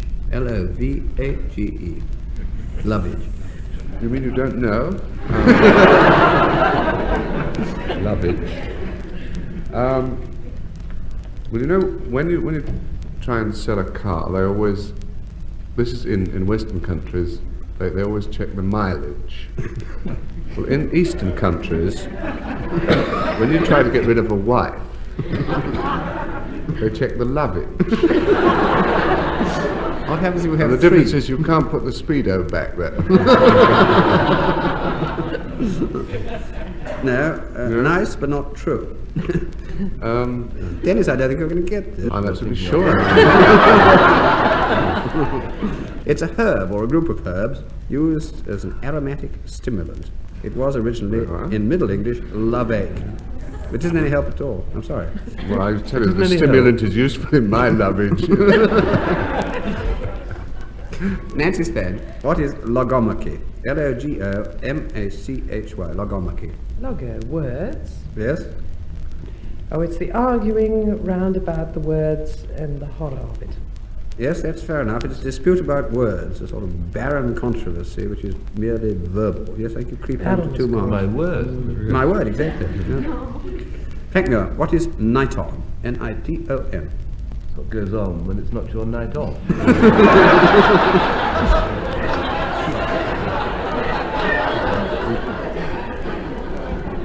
How do you spell it? N-I-T-O-N is an age of scientists, Frank. It's a scientific thing. Night on. Like nitrogen without the gin, isn't it? Yes? You're getting closer. It's a mineral. No. It's a gaseous radioactive emanation from the disintegration of radium, more often called radon. Oh, that! All right. Denis Powell, what is nain souk? Nain souk. It's a kind of cottony. Yes? It is a I'm kind doing all of right, cotton. aren't I? Yes, kind of press on, dear. kind of cottony thing used for lingerie. Yes, I think that's fair enough. So do I. 2 marks. Fine cotton fabric, originally Indian. The name is rather fun. It really means eye pleasure. Denis Norden, what is a pentastick? But it's spelt pentastitch. P-E-N-T-A-S-T-I-C-H. A pentastick. You said pentastitch. Well, no, that's how it's spelt, but it's pronounced that way. Well, Stitch is silent or something. Penta is Greek for 5. Yes? So it's a 5-stitch. Yes, it's a, yes, if I just work it out in a minute. A pentastitch in time saves 45. Half a mark for knowing that it had something to do with 5. It is, in fact, a group of 5 lines in verse, or a verse of 5 lines. Oh. All right. Nancy Spain, the meaning of beadledom. B-E-A-D-L-E-D-O-M. Beadledom. Beadledom. Yes. Oh, dear, oh, dear. Well, there's that figure that goes in front of the processions, you know, on the Red Judge's Day, carrying his wand. Yes, he's a beadle. Yes. With his tipstaff and Dickens and all that bit. Yes, you're getting nearer to Dickens. Beadledom is that sort of terrible, pompous, Yes. difficult, awful business of living with a beadle. Or would you say being a beadle? I'll give you some marks if you say Oh, it. yes, say it, then, say it. Yes, I'll say that. 1.5. You bet. 1.5. Stupid officiousness, associated with petty officials, and very much the kind of character that Nancy was gradually describing, like Mr. Bumble in Dickens. Frank Muir, what is a friseur? F-R-I-S-E-U-R, friseur. Jolly good fellow.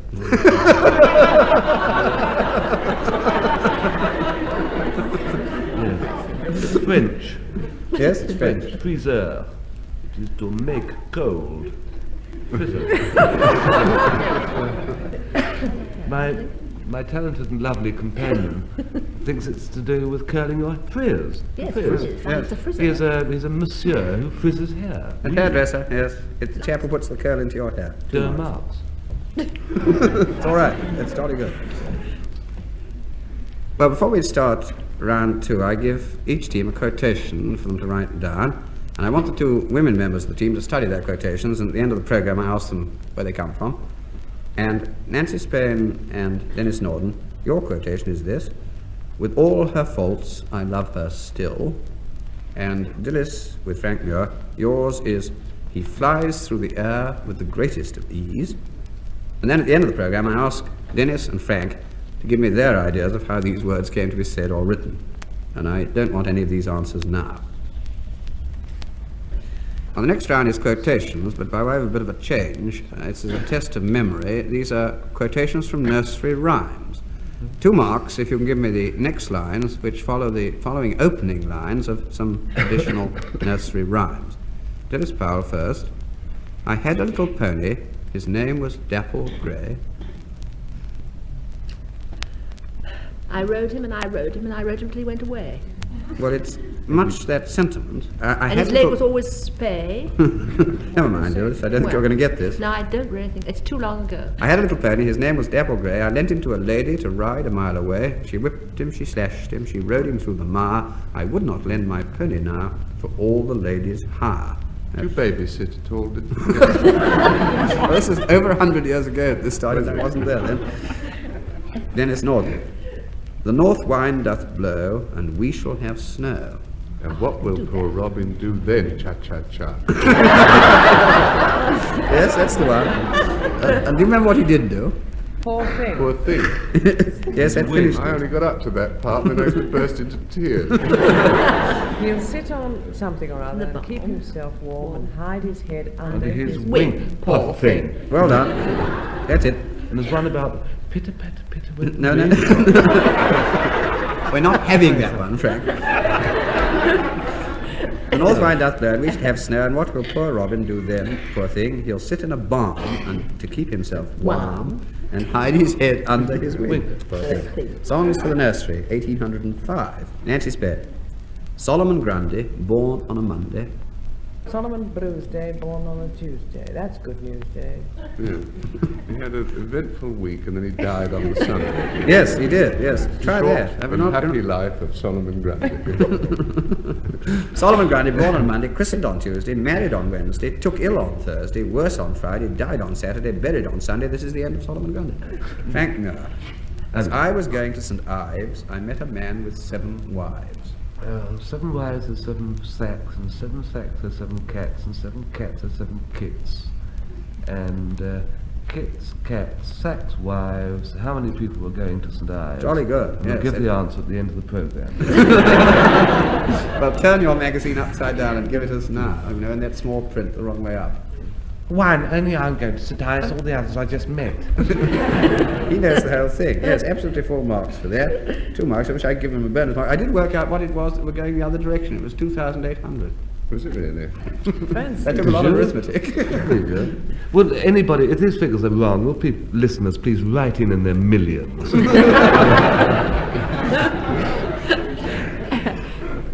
All right. Next round is who or what is referred to in the following expressions. 1 mark if you get it right. Denis Powell, "the man of blood and iron." Bismarck. Bismarck it was, Chancellor of Prussia and Germany. Well done, 1 mark. Denis Norden, How splendid. "the king of terrors." King of Terrors. I heard it. It's very simple. Nancy's probably interviewed him, Or worked for him. She will in the end. Yeah. Sorry about that. It is very simply death. Is it? Is it? He said with a suitably grave voice. Yeah. Death. Nancy Spain, yours is rather similar but quite different in meaning. "The king of the king." You told me to read the book. Yes, that's it. What, Richelieu? Yes. Yeah. Fancy. King of the king was Cardinal Richelieu because of his influence over Louis XIII. Frank Muir. Monsieur de Paris. Monsieur de Paris. Yeah, I think so. Is Is it any relation to Madame Guillotine? Yes, well done. Ah, well, he's the chap who pulls the lever. That's it. He was the public executioner or Jack Ketch of France. The next round is about origins and derivations, and for 2 marks I want to know what the present-day meanings of these phrases or words are, and for 2 more, what their origins are, where they come from. Denis Powell, brains trust. Present meaning, I thought, meant, answering very difficult questions like we're brains trust, aren't we? Yes, exactly. Yes. Fair enough, yes. Yes. Originally. Originally, brains trust. I don't know. It was originally applied in the New York Times by a chap called Curran to the advisors of President Roosevelt in his election campaign, and afterwards to that group of egg-headed professors who helped him with the New Deal. Denis Norden. Again, present meaning and origin of bourgeoisie. Well, the present meaning is the middle classes, but in a rather sort of sneering way. That's it. Well, I should think it always meant Yes, that. it did, yes. Could you define it a bit more closely in its origin? Well, the shopkeepers. Yes. Well, I should think it was before the French Revolution. Yes. I think 4 marks, I think that's all right. It was the class between the gentry and the peasantry, merchants, manufacturers, master tradesmen, and so on. And then, as Denis quite rightly says, it's come to have a derogatory sense, particularly because of the Russians and Karl Marx and all that, as people who are humdrum and conventional and narrow-minded and ought to be liquidated or something. Can you blame them? I said the French Revolution, but, Russian will do. the seeds were planted in the French Revolution. Nancy Spain, your word is digs, D-I-G-S. Well, they mean theatrical lodging houses. Mm-hmm. And originally? Why, I suppose they had an allotment. A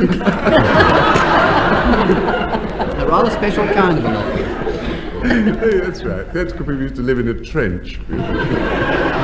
Foxholes. It's called the Trench Revolution.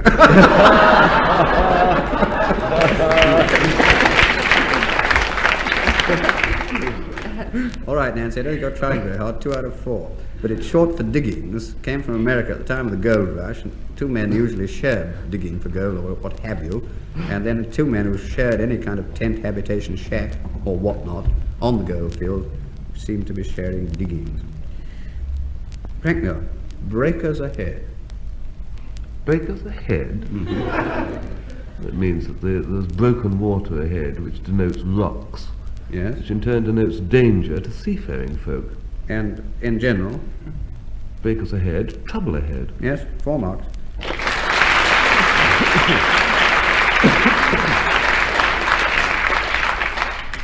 And that brings me to the last round, and we go back to those quotations I gave to the 2 teams earlier on. And Nancy Spain first, for 2 marks. Could you possibly give me the origin of your quotation? With all her faults, I love her still. England, my England. Well, I'm going to give you 1 mark for the quotation, England with all thy faults, I love thee still. That was from Cooper the Task. But the actual phrase, with all her faults, I love her still, came from a song by Monroe Rosenfeld, who wrote it, I believe, round about 1888, and he went on saying that sort of line after line right on to the end of a very long song. All right, Dillis, back to yours. Dillis Power. He flies through the air with the greatest of ease. When it's like that, it's always an old song. I should say a Victorian one. Yes, it is. Victorian song. Yes. We want to go on with it. Yes, give me the rest of it, and I'll give you some marking. Well, I can't give a great deal. He flies through the air with the grace of ease, that daring young man on the flying trapeze. His movements were graceful, all girls he could please. Wait a minute. What did you say? His movements were graceful? All girls he would please. All girls he would please. My Yes. love he has stolen away. Need I repeat? It's awfully nice. I'll give you 1.5 for that, for being between you fairly accurate. But my hearing was very good. Not entirely accurate. The original version is that he flies through the air with the greatest of ease, this daring young man on the flying trapeze. His figure is handsome, all girls he can please, and my love he purloined her away. By a chap called George Laybourne in 1860, music by Alfred Lee. Later on, people like William Saroyan got onto it. Now, I'm going to ask Denis and then Frank to give me their explanation of how each of these quotations came into being. And on this occasion, I'm not going to give the marks. You're going to judge for yourselves, and I'll try and mark according to whichever incredible explanation receives the larger amount of applause from you, the studio audience. So, back to Denis Norden. What really happened with this phrase? With all her faults, I love her still. Well, one of the most interesting part-time occupations I have, its official designation is Maintenance Yeoman, War Office Research Department, or one's known by the initials MYWORD.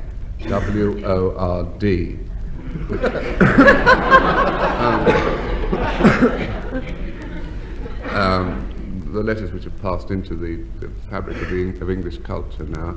And our job at the research department is to invent and develop new weapons of warfare.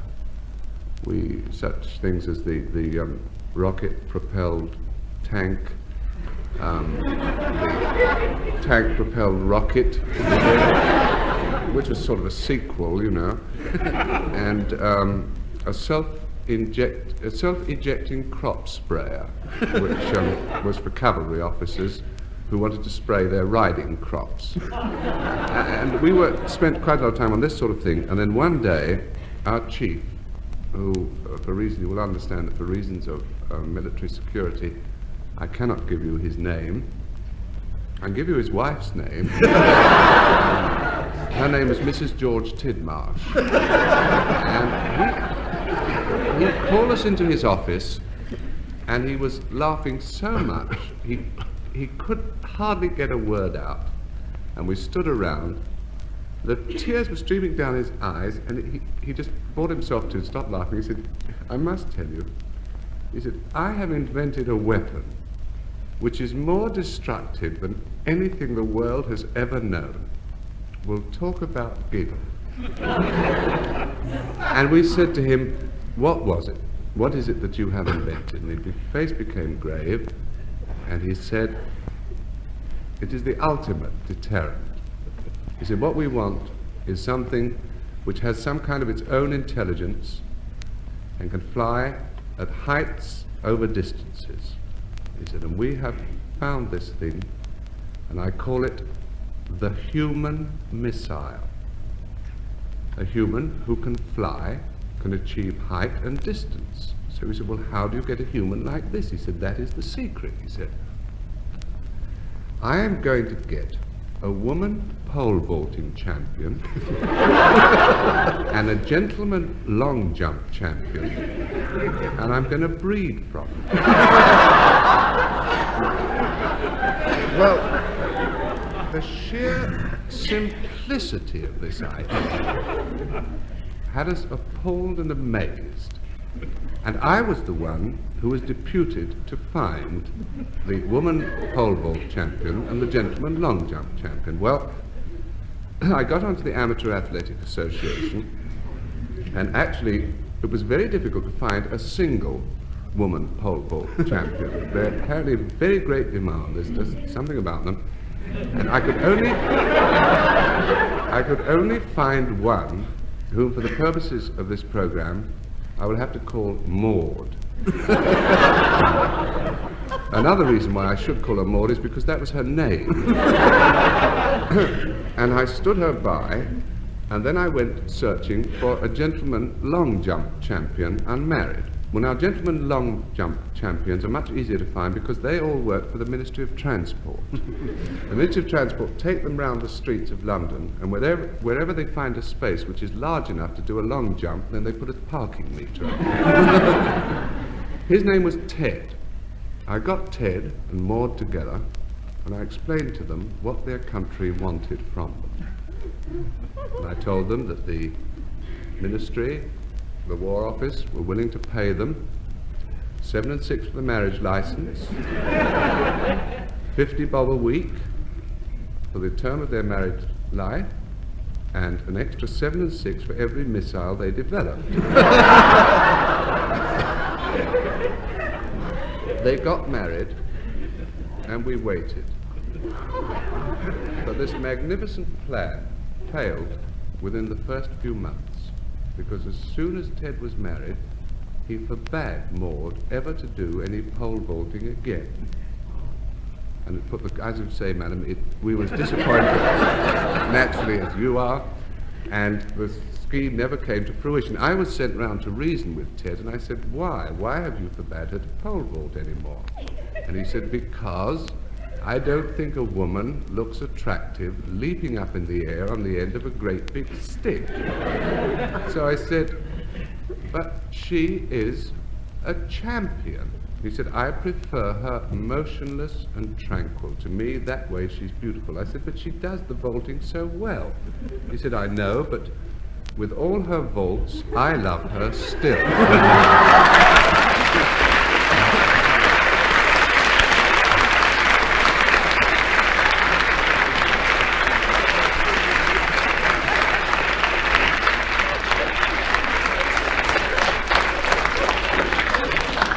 Well, Denis, speaking as an ex-pole vaulter myself, can I have her address? And now, Frank Muir, and you remember your quotation was, he flies through the air with the greatest of ease. He flies through... This happened when I was in the army. I had rather a hush-hush job, which I can't go into now. One day the colonel came to me and said, I've got the most wonderful idea for a new sort of weapon. It's a sort of guided missile with a man. Sounds a bit familiar. I better change my story. Let's think of something else. What should we talk about?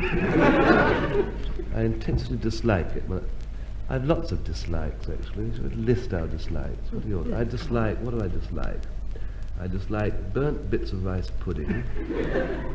I dislike Macintoshes on the top of hot milk. I dislike getting my hair cut. I dislike intensely getting my hair cut, actually. It's one of those things, you know, it's such a, it takes so long. It's such an awful involved process for a man. I loathe it, absolutely loathe it. I hate the chat. You know, you get in, you sit down on a chair, on a hard, rather creaky little chair, and then the chap throws this sheet arrangement over you, and he says, how have you been keeping? So I'm sort of embalmed in formaldehyde. He's afraid the solution needs topping up or something. And then one stares stonily at one's own face in the mirror, and this is terribly unfair. It takes about 40 minutes to cut the hair and shampoo and generally sort of charley about. I can't look at my face for 40 minutes. You know, I'm not being unduly modest about this, but it's just that I think my face is much better looking than it looks to me in that mirror. As it were, sort of cherish a vision of what I look like. It's all right in the morning, because my eyes aren't fully open. I shave by touch. But sitting in a barber, staring at all those spots, you know, all those lines, all those sort of rather boiled eyes, and it's awful. And then the shampoo, you know, and that awful lean forward, and all the blood rushes to your head. Bloodshot eyebrows. And there's red-hot needles suddenly hit you in the back of the neck, and he said, is the temperature all right? And your nose is rammed against the white porcelain. And when you say it's too hot, your voice sort of echoes all around you. And there's that terrible swishing, swish, swish of that sort of thing. And that acid they put on your hair, you know. It is acid, because some of it gets in your eye, it gets in just the corner of your eye, and it burns, doesn't it? Like, the whole thing is terrible.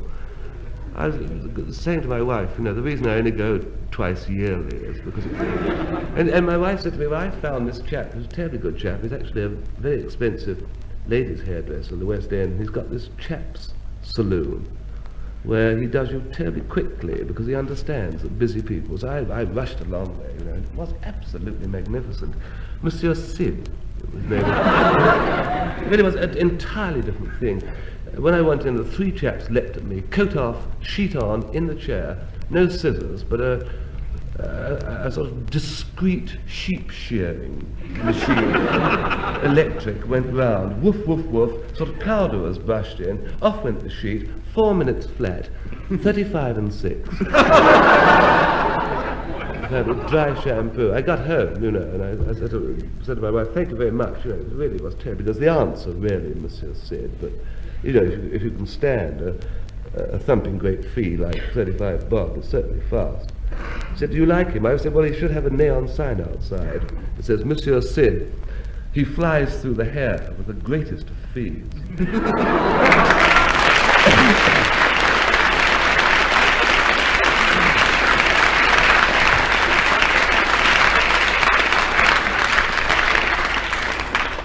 I don't know what to do. You're no help at all. I think I got to score those equally. And that brings us to a quite astonishing final score, in which Denis Powell and Frank Muir win by half a mark from Nancy Spain and Denis Norden, and it also brings to an end this edition of My Word.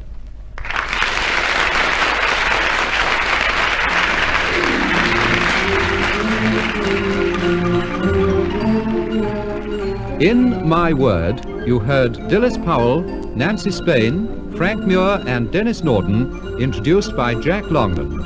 The program was devised by Tony Shryan and Edward J. Mason and presented by the BBC.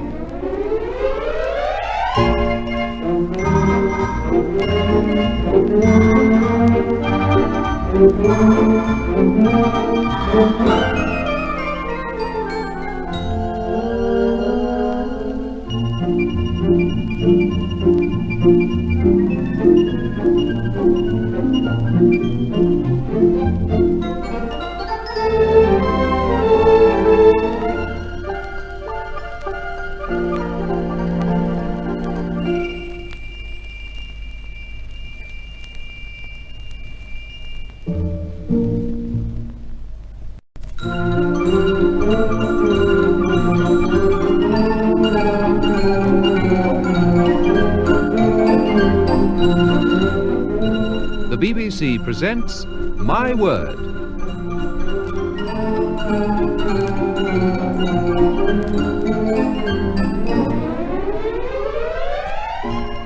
And here to introduce the program and the panel is Jack Longland. My Word is a word game played by people whose business is words, and those taking part are Denis Powell, Nancy Spain, Frank Muir, and Denis Norden. And here's round one, which is a test of their vocabulary. 2 marks if they can give me approximately the meaning of the words I'm going to ask them. We start with Denis Powell. Denis, what is an ostriophagist? O-S-T-R-E-O-P-H-A-G-I-S-T, ostriophagist. Well, that's a very interesting question, because I used to be one. Are you? No, I'm not anymore. I used to be one. And I'm not one anymore. So I've stopped being an osteopathist. Yes, I can't mark you yet. What, you want to know what it is? Yes. An oyster eater. Yes, exactly right. Somebody who eats oysters. But not anymore. But not anymore. No. That isn't in the word. Ex-osteopathist. That's an extra. Yes. All right, Denis Norden. What are thews? I can't even say it. T-H-E-W-S. Thews? Yes. Wipe your tie, Jack. Thews are those great knotted, ropey leg muscles that people like blacksmiths get, or the girls that I generally dance with, actually. I think that's jolly good. 2 marks. It could mean mental or moral vigor. That's the sort of figurative sense of the word. They also have that, the girls. I don't suppose they do. Nancy Spain, the meaning of the word invigilate. Well, it means looking after a lot of people when they're doing an exam. And what do you do? Why do you do it? Well, you don't want them to cheat. Okay, 2 marks. Frank Muir, the meaning of the word scaphoid. S-C-A-P-H-O-I-D. Scaphoid. Scaphoid. Oid in the shape of? Oid. In the shape of? Scaff. Scaff. Scaff. It's an eating place. This is Jock Scaff.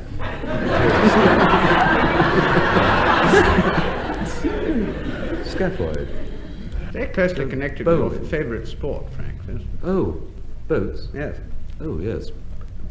Boat-like? Yes, exactly that. It's boat-shaped. Oh. It's particularly applied to bones. There's one in the tarsus or ankle, and there's one in the carpus or wrist, and they're boat-shaped, or so they say. We've done rather well on that round. But before we start round 2, what I'm going to do is to give each team a quotation that they can write down. And I want the two women members of the team to sort of study their quotations during the program, and then at the end I ask them where the quotations come from. Now, Denis, Paul, and Frank, your quotation is "Honi soit qui mal y pense." And Nancy and Denis Norden, yours is "Against the undivulged pretense I fight." Is it Soit or Suet? And then, at the end of the program, I asked Frank and Denis to give me their ideas of how these words really came to be said or written. And I don't want any of these answers now. And so round 2. And this is a round of initials or abbreviations. 2 marks for the meaning of the following things. Denis, Paul, DV. DV, that's what I always say when I leave home and he says, "Will you know any of the answers?" And I say DV. I can't remember the exact grammatical arrangement of the words, but it's something to do with the Latin for God, which is Dio, and vult or something of the sort, meaning wishes, if God is willing. If God is willing, yes. Denis Norden, FSR. FSR? FSR? Friendly Society of Recruiters. No, it's the Flemish Spinach Renaissance. Your wartime career in the wrong service. He was in the Navy. Yes, he ought to be in the army. You were in the Navy, weren't Yes, you? I was. Neither of you any help. No. There's nothing to do with the court-martial. No, not quite. FSR. FSR? I'm not going to get it. Didn't you It's have an field FSR? service regulations. Oh, nobody took silly. any notice of Now, those. what Navy goes? Oh, What Navy goes in the field? Charming. No. Somebody. Wrens do, don't they? Nancy Spain, before we get any further. IBID, I-B-I-D, or I-B-IB.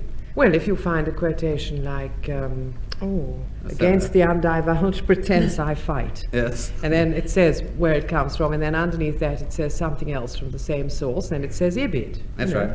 I always thought it was Latin, like Ovid. It is Latin. It's short for ibidem, which means in the same place. And that is, it comes out of the same book or passage or chapter as the thing that was just quoted before.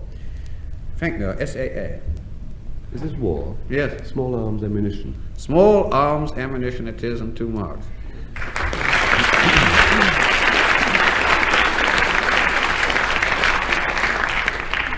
Now the next round is a very serious round about literature.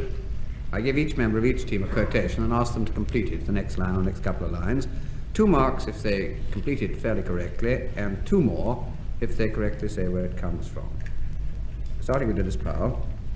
Our revels now are ended. These are actors, as I foretold you, were all spirits and are melted into air, into thin air. Well, now that must be Shakespeare. Yes, Shakespeare it is. Shakespeare. Tempest. Yes, the Tempest. Tempest. Said by? Prospero. Yes, quite right. That's half Then wrong. it goes on to saying our little something is rounded with a... Our revels now are ended. These are actors, as I foretold you, were all spirits and are melted into air, into thin air.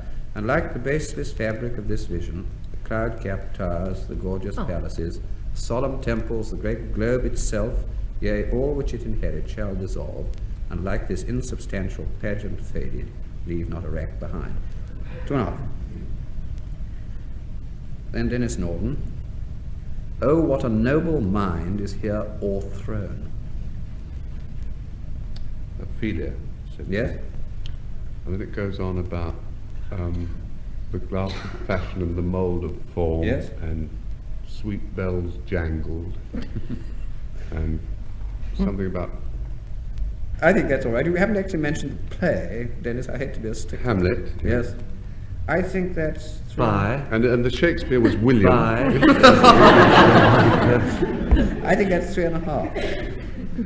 Oh, what a noble mind is here o'erthrown, the courtiers, soldiers, scholars, eye, tongue, sword, the expectancy and rose of the fair state, the glass of fashion and the mould of form, and observed of all observers, quite down. Spoken by Ophelia, Hamlet, Act 3. Nancy Spain. The stubborn spearmen still made good their dark, impenetrable wood. each stepping where his comrade stood the instant that he Well fell. done. And? Macaulay. No. Oh, it is. It isn't. Oh, Go north of the border. it's not Scott. Yes? It is Scott. Oh, then it must be Marmion. Yes. Pull through to a successful conclusion. It's Walter Scott, Marmion, Canto 34, describing the Battle of Flodden, I think. 4 marks. Blue. And then Frank Muir.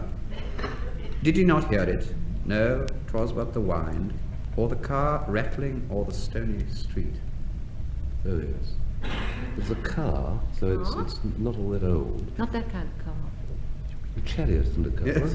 Yes. Nancy's waving. Byron. How you got that? It's I a can't Byron think. car, Jack. It's a... Right, give me the pen. I'll give you 2 marks anyway. Child held. Yes, it is. Child he held. All right, I think 2 marks is fair enough. Byron, Childe Harold's Pilgrimage. Did you not hear it? No, 'twas but the wind, or the car rattling, or the stony street. On with the dance, let joy be unconfined. Good heavens. No sleep till morn, when youth and pleasure meet, to chase the glowing hours with flying feet. Dance or ball in Brussels on the night of Waterloo. Now the next round is all about origins and derivations. What I want is the present-day meanings of these words or phrases and what their original meaning and or origin was. So present-day meaning and origin. Phyllis Powell, Aunt Sally. Aunt Sally means something you throw things at. Yeah, yes. Yes, a kind of target. Yeah. Kind of... Must have been a game. It was a game. It was a game. It was a kind of game, not of 9 pins, but of...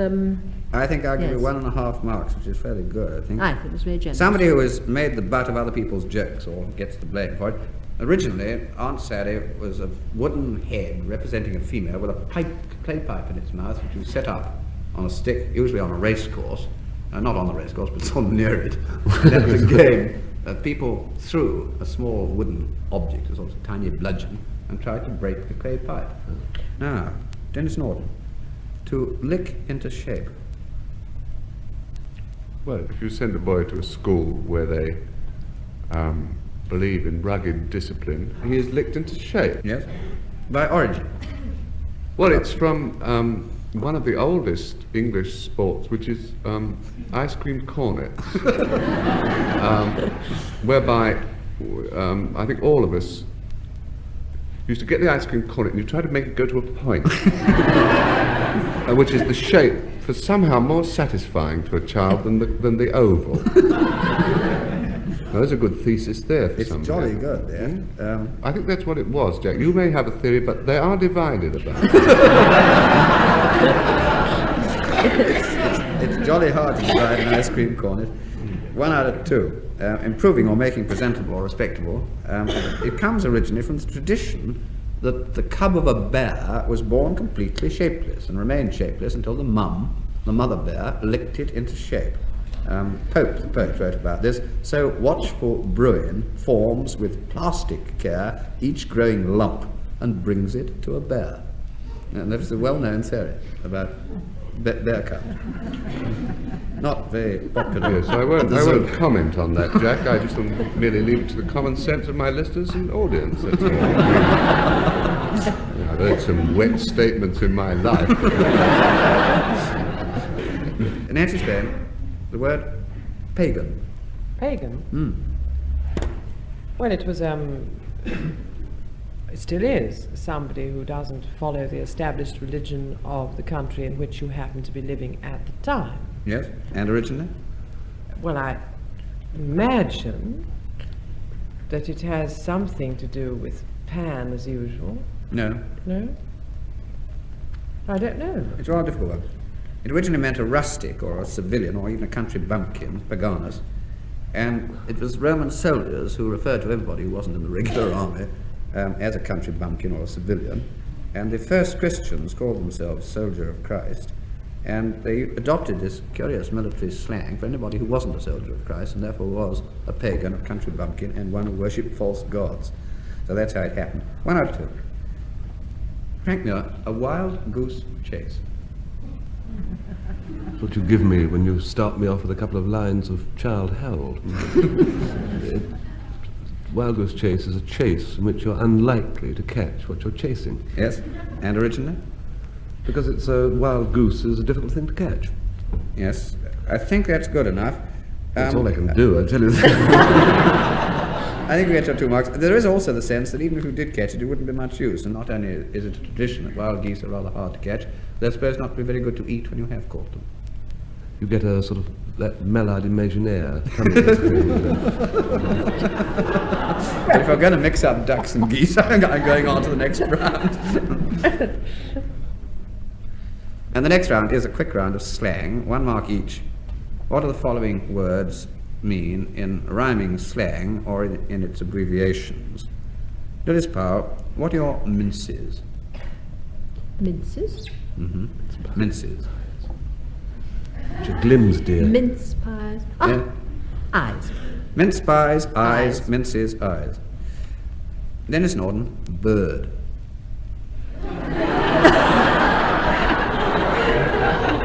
Is it a question or an opinion? Yeah. It's that he did 3 months bird. Yes, that's it. It's 3 months in prison. Yes, and why? Clearly done something wrong with you. Bird in the hand. Bird in the hand, bird lime. That's it. Time. yeah. Time. Bird lime, time, and therefore meaning a sentence in jail, and therefore doing bird, or 3 months bird, 1 mark. Nancy Spain, what is your chevy? Chase, face. Yes, can be sometimes chivvy, chevy normally, chevy chase, face. And Frank, salmon. It's salmon meunier à la maître d'hôtel, which is old Cockney rhyming slang for smell. Stay for the moment. Frostbite. Salmon Yatica. What? Frostbite. Go on, they're getting it. Oh, we're not doing very well. Too much port. Let's try again. Gout. Trout, salmon trout. Yes, yes, we're getting there. Let's have it, Denis. Salmon gout. Means gout. I give up. I've done my level best. I will give the mark. Salmon trout means gout. Do you mean that Cockneys are walking around saying, I see his lordship's got a touch of the old salmon trout? Good Lord.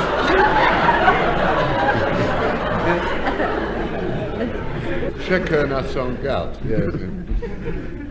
And now we come to the last round and go back to the quotations I gave to the 2 teams earlier on. And Denis Powell first, 2 marks if you can do it. The origin of your quotation, which was On y soit qui mal y pense. Well, it's all mixed up with garters. Yes? It's French too. Yes, it's French, yes. Extremely The French didn't wear suspenders, so they had garters. That is a doubtful historical accuracy. That's all right. They had garters. Wait a minute, they had garters. Except for Madame Roland. And so, when they showed their garters, which was very immodest of them, they said, shamed him who thinks evil, they said. when Yes, they that's showed quite their right. garters. That is the translation of the phrase. They were very modest people, the French.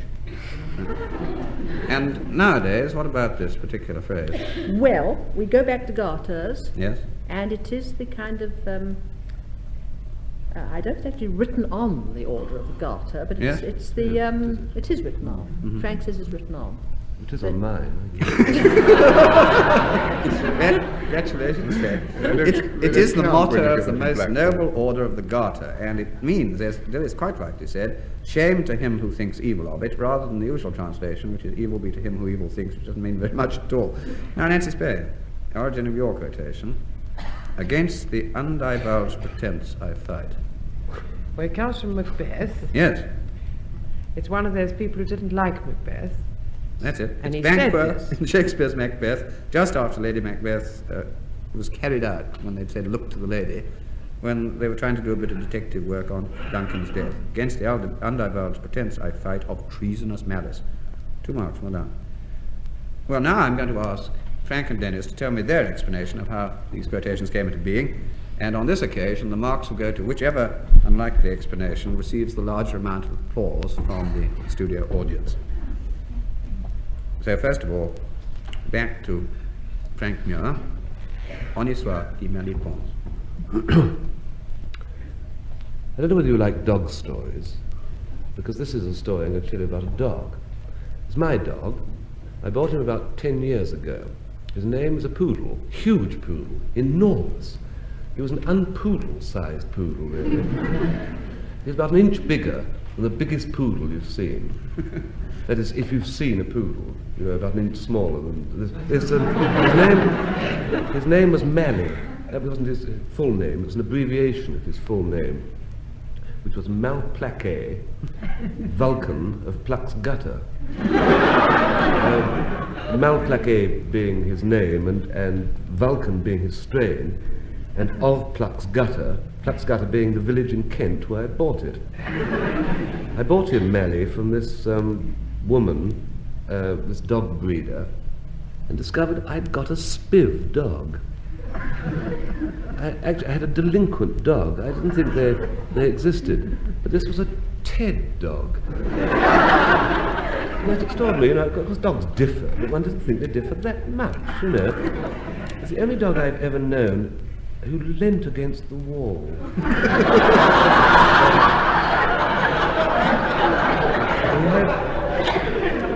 And sort of sneered, with a curious look, you know, he despised me. And he was an extraordinary dog anyway, you know, he didn't eat ordinary foods, didn't eat dog meat or anything like that. So somebody had to, you know. And he only ate expensive meats. He liked to get his teeth into a piece of cow. And then, quite recently actually, a change has come over him. He seems to have somehow matured. He seems to be a dog with responsibilities. He doesn't lean against the drawing room wall anymore. And, you know, he's sort of eating reasonable food. It really is extraordinary. I wonder why, actually. Every evening I take him for a little walkie. Yes, I take him for his walkie, and not very far, because I've got lumbago at the moment. And I take him just up to the pig farm next door and back again. And I noticed suddenly that the pig farm have got a white Alsatian bitch. And she had puppies a few weeks ago, and they're curious little puppies because they're not white and they're not Alsatian. They're a sort of mixture of white Alsatian and what could almost be black poodle, you know. And another funny thing, you know, is that all the little pups lean up against the kennel wall.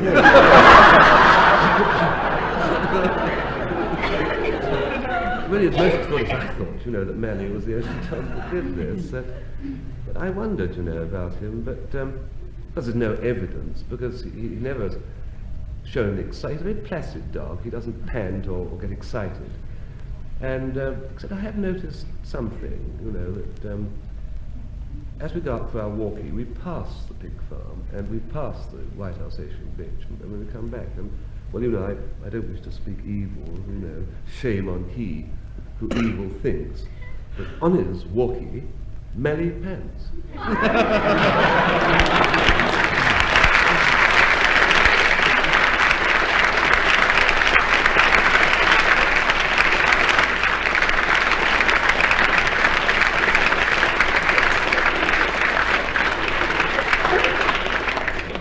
I thought my French accent was the worst north of the Trent, but I know better now. And we come back to Denis Norden, and his quotation was, "Against the undivulged pretense I fight." You know the expression, a rebel without a cause, which is a very sort of current, popular expression. It's what all the young men are supposed to be these days. You ever thought why they're rebels without a cause? I'll tell you why, because it's so difficult to find a cause today. Now, I know a chap called Fred Barnaby who was absolutely born to be a rebel.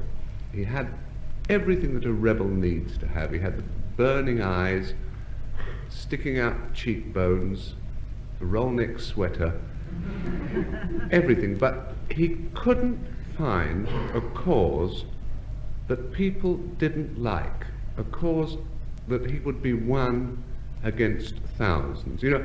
And this is very difficult today. When you, if you think back to all the rebels that there were in history. I mean, you take somebody like Galileo, who said, "I say the earth is round." This created absolute consternation in those days. People turned around and said, this is socialist talk, you see, and they stole it. And they but today, if somebody said, "I say the world is flat," if I said that tonight, there'd be somebody here who'd say, "Well, you never don't know, do you?" I mean, it's very difficult to get people to disagree with you heartily these days. People are so mild about everything you tell them. You'll always find people who will say, "Yes, well, you've got to see both sides of the question he made." And this was Fred Barnaby's trouble, until suddenly he found the one thing in which all humanity is united in its hatred. The one thing that everybody loathes and despises, irrespective of race, colour, creed, faith, sax, clarinet, and rhythm section. He found income tax, and he became the world's first sole and only income tax supporter. And he camped outside the Chancellor of the Exchequer's place with great placards saying, "Tax us more." And he knew he had to particularize if he was going to do something and really be a rebel and really make people feel against him. And so he hit on this theory, which has since become known as Fred's law of undeclared assets. And that was, you see, this is how income tax works. You're supposed to, all human beings are supposed to tell the Inland Revenue exactly what you have. And then after you've told them, they tell you what you've got to pay on them, you see. Fred found out that we don't tell the Inland Revenue exactly what we have. We receive things that we never tell the Inland Revenue about, things like birthday presents, Christmas presents, or taken on a broader point, flowers come up in the garden. That raises the value of the property, but you don't write in at all. Or the pig farm had puppies. I bet they didn't tell the Inland Revenue, and Fred worked out that actually 3/10 of everybody's possessions come in this area of undeclared assets. And this was the thing he said everybody should declare and we should pay tax on. And that is his motto and the one on which he has become a rebel. If I'll give it to you again, because I don't think you remember it. "Against the undivulged 3/10 I fight."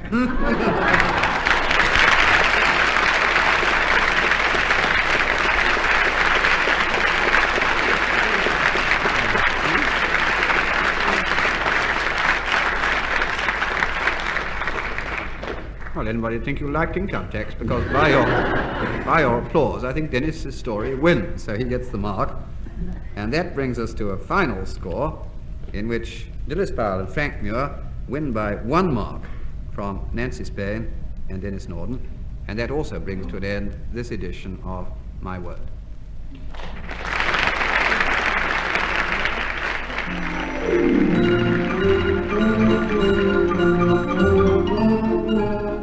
In My Word, you heard Denis Powell, Nancy Spain, Frank Muir and Denis Norden, introduced by Jack Longland.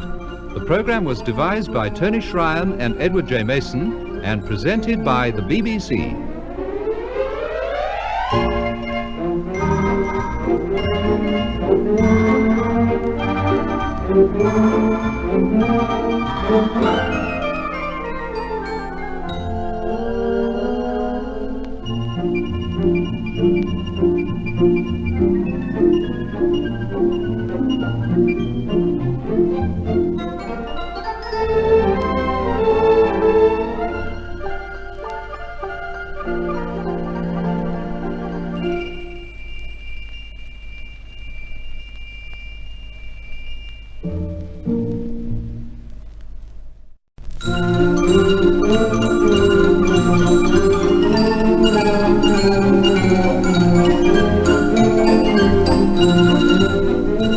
The BBC presents My Word.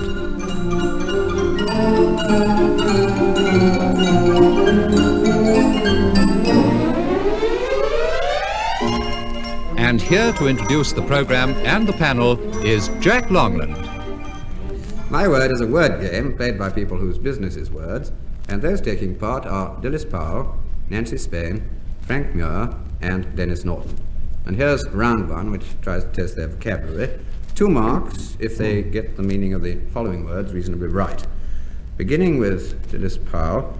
Denis, what is a rivière? R-I-V-I-E-R-E. And if you want to be precise, it has an accent grave on the first E. I have a strong feeling it's the kind of thing I can never afford. Isn't it Yes, rather expensive? quite. Yes. Very expensive. No, it's made of all those things. You know, the girl's best friend, diamonds. Or Diamonds, and yes. in what sort of shape? I mean, how is it worn? Well, now, it must be a river of it, a Yes, necklace. quite right. Yes, it is. It's a gem necklace, usually diamonds, not necessarily so, but often of more than one string, and it's a stream of gems or jewels or diamonds. 2 marks. Denis Norden, what is hydroponics? It'll startle you, I know this.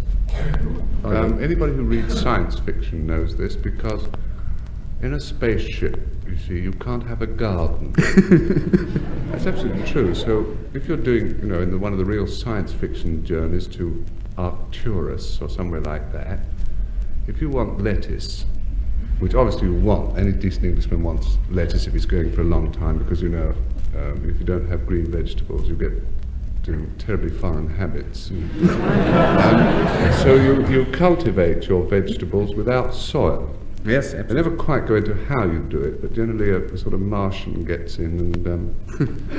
I don't know if you've ever had a Martian in your hydroponics, Jack. You're dead right, things Denis. happen. It's a very learned description. It's soilless culture. Usually you do it in water impregnated with chemicals, which helps the things to grow. Now, Nancy Spain, what is an Orcadian? O-R-C-A-D-I-A-N. Inhabitant of the Orkney Islands. Absolutely right. It comes from the Latin for the Orkneys, which is Orchides. Frank Muir, what is a nectary? N-E-C-T-A-R-Y. Nectarine. No, nectary. Y at the end. Factory that makes colours.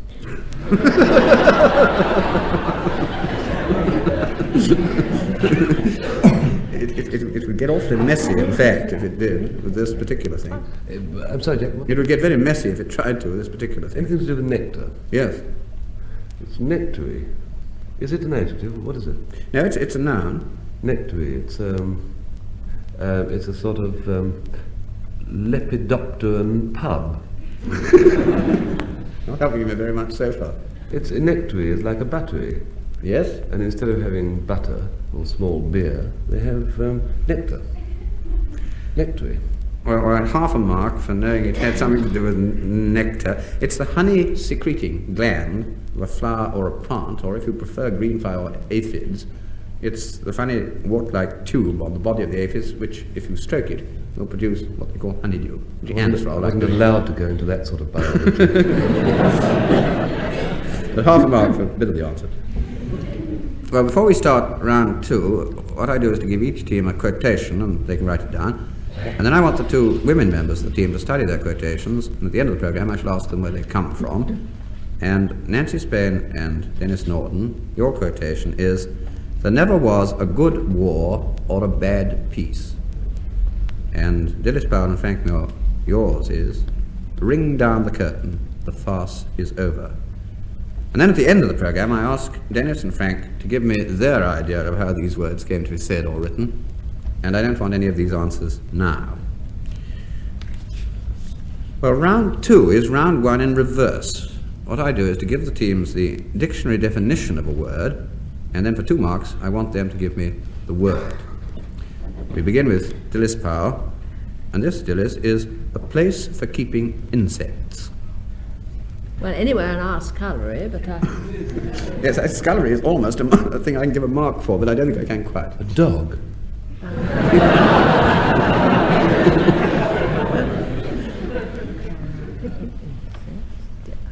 a lepidoptery.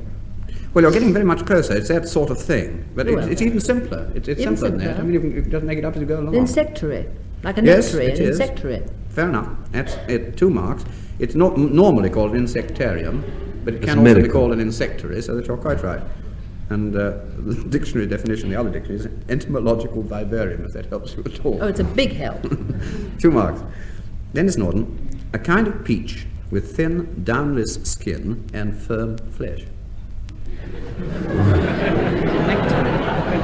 I can only think, did you see No Love for Johnny? There was a girl called Mary Peach in there.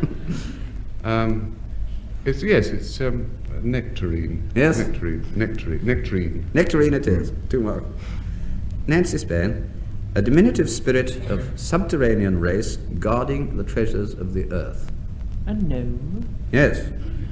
It could be a dwarf too, if you know your Lord of the Rings. They're called dwarf there, but gnome is the dictionary one. You'd be far better off with a gnome. And Frank Muir, to discourage, intimidate, dispirit, or to press herrings down in a barrel.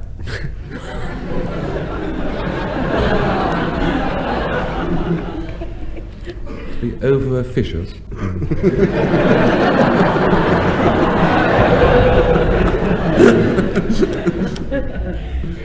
To be discouraged, daunting. Yes. The word is daunt, and for some reason best known to the Scots. If you press salted herrings down in a barrel with a daunt, it's called daunting the herring, which no doubt it does. That follows.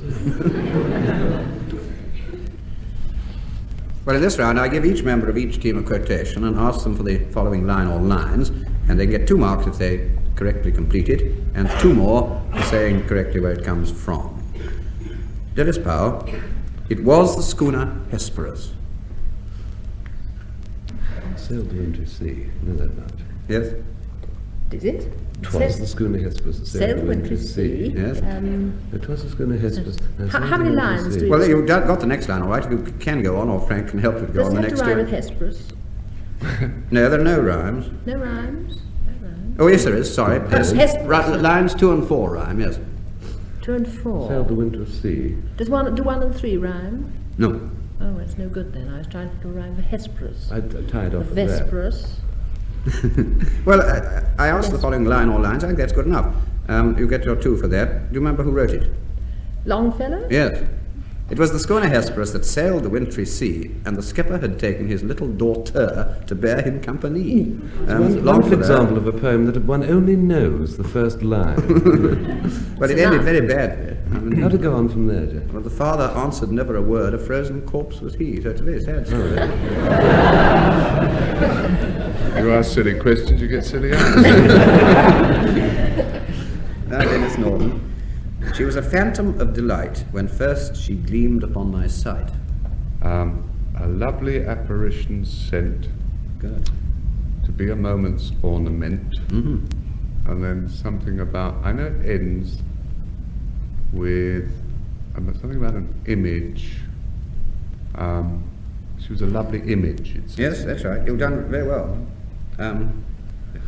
The author. It's Wordsworth. Yes. It's the first line, isn't it? It is the first line, yes. It goes on to a bit of sort of town planning at the end. A perfect woman nobly planned, you know, several stanzas later. 4 marks. To haunt, to startle, and That's right. something else. Waylay. Waylay, that's the word. 4 marks. Nancy Spain. Had we never loved so kindly, had we never loved so blindly. Never met and never parted, we would not be broken-hearted. Fair enough. And? Burns? Yes. Do you remember what it's called? That's called an A-fool or to his A-fool. But it might well be, but it's really called A Fond Kiss. That's what I said. A is spelled A-E, and I can't possibly do the Scots properly there. Had we never loved, said kindly, had we never loved, said blindly, never met or never parted, we had ne'er been broken-hearted. Robbie Burns, A Fond Kiss. 4 marks. Frank Muir, and nothing personal about this. Curly locks, wilt thou be mine? We'll do that again, I think. Curly locks, wilt thou be mine? It was said by Portia to Shylock.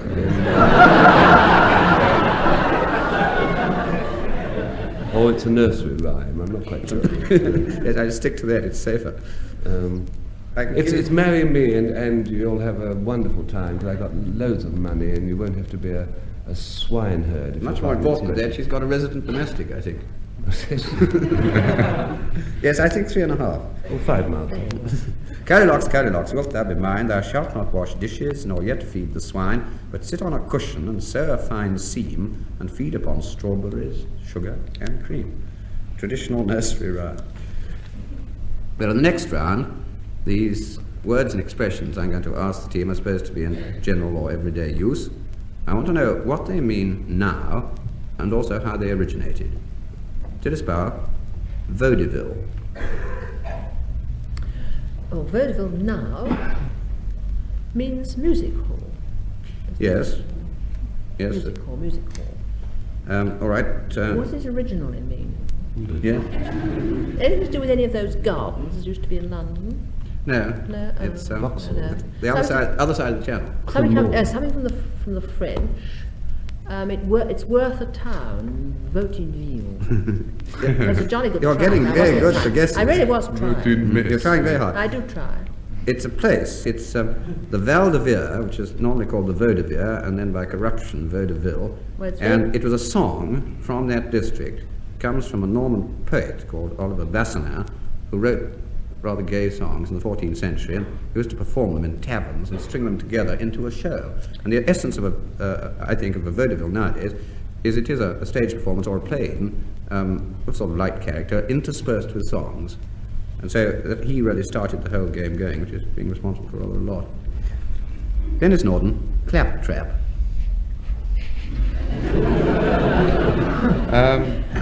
Well, it means nonsense. Not quite.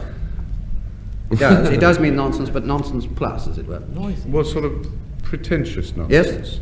And do you know why it came to be called claptrap? It's a very interesting reason, actually, Jack. I don't know it, but I give odds it's a very interesting reason. But it's a game. No, it's a game of claptrap, it was. Yes. Yes. It's No, or else it It's sounds. a game, yeah. It sounds. You hit a bit of wood and then you clap it in the trap.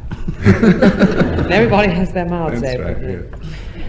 That's right. You score 3 huzzah. Yeah, if you kill it, if you break a tooth, that's 10 above the line. I think 1 out of 2 is about as far as you're going to get. The point is, the claptrap, though it's often misused, is not just rubbishy talk. It's talk with a purpose. The purpose of making the speech or using the verbal trick is to make it go down well with the audience. In fact, to get applause. And that's the origin. It means exactly what it says. It's a trap for claps. And in other words, you're trying very hard to get applause. And you use rubbishy or untrue means in order to get it. 1 out of 2. Nancy Spain. Concert pitch. Well, it means tuned and over-tuned. A piano which is at concert pitch is over-tuned slightly. It is, but not for that reason. Anyway, it means it is absolutely the pitch of perfection. The perfect pitch of perfection. Yes. and metaphorically, to say you're up to concert pitch. Oh, it would mean you were very, very good indeed. You were the absolute best. Yes, it can be. The point I was trying to get from Nancy, and I think she knows it, it's a definite musical pitch, a certain level of sharpness or flatness, which is adopted in the orchestra by all the instruments, so that they all play together in tune. And in England, concert pitch is usually slightly higher than the normal pitch of the instruments. It is up a little, and Nancy was quite right about that. 2 marks. Frank Muir, bread and circuses. Oh, this is a thing that governments are supposed to use to divert the public's mind from corruption and bad management and so on. Exactly. Yes, that's quite right. Bread and circus means good living and much malarkey and fun and games. And by origin? It was all very Roman. Yes. And what did it mean then?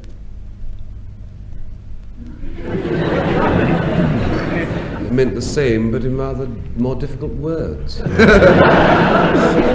All right. 2 words, panem et circenses. It's perfectly quite right. It's giving the public fun and games in order to divert attention from inefficiency or corruption by the government. It comes from poet Juvenal, and he said about the Roman people 2 things only. They earnestly desire bread and the games of the circus. And now we come to the last round and go back to the quotations that I gave to the two teams earlier on in the programme. For 2 marks, Nancy Spain, can you give me the origin of your quotation, which was, "There never was a good war or a bad peace"? But I think Benjamin Franklin said it. You're dead right. When he was the ambassador for America to the French.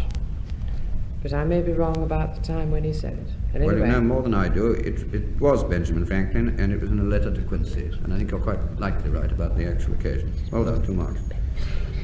And Dillis Powell, the origin of your quotation, please, which was, "Ring down the curtain, the farce is over." Well, I was going to say at first that it was a bit out of Pagliacci, but I believe it's somebody's dying words. Yes, it is. And I strongly suspect that it was Rabelais. You're absolutely dead right. It's Francois Rabelais. I can't do the accent, but he said, "Tirez le rideau, la farce est jouée." There was an alternative, as a matter of fact. He's got 2 or 3 sets of dying words, like some of these chaps did have. It was, "Je m'en vais chercher un grand peut-être." I'm going to Look for a big look potato. for a big potato. No, sorry, I got it all wrong. A big perhaps. Francois Rabelais, the French author and poet. Well done. Those Frenchmen are always going out looking for a big perhaps. thank God.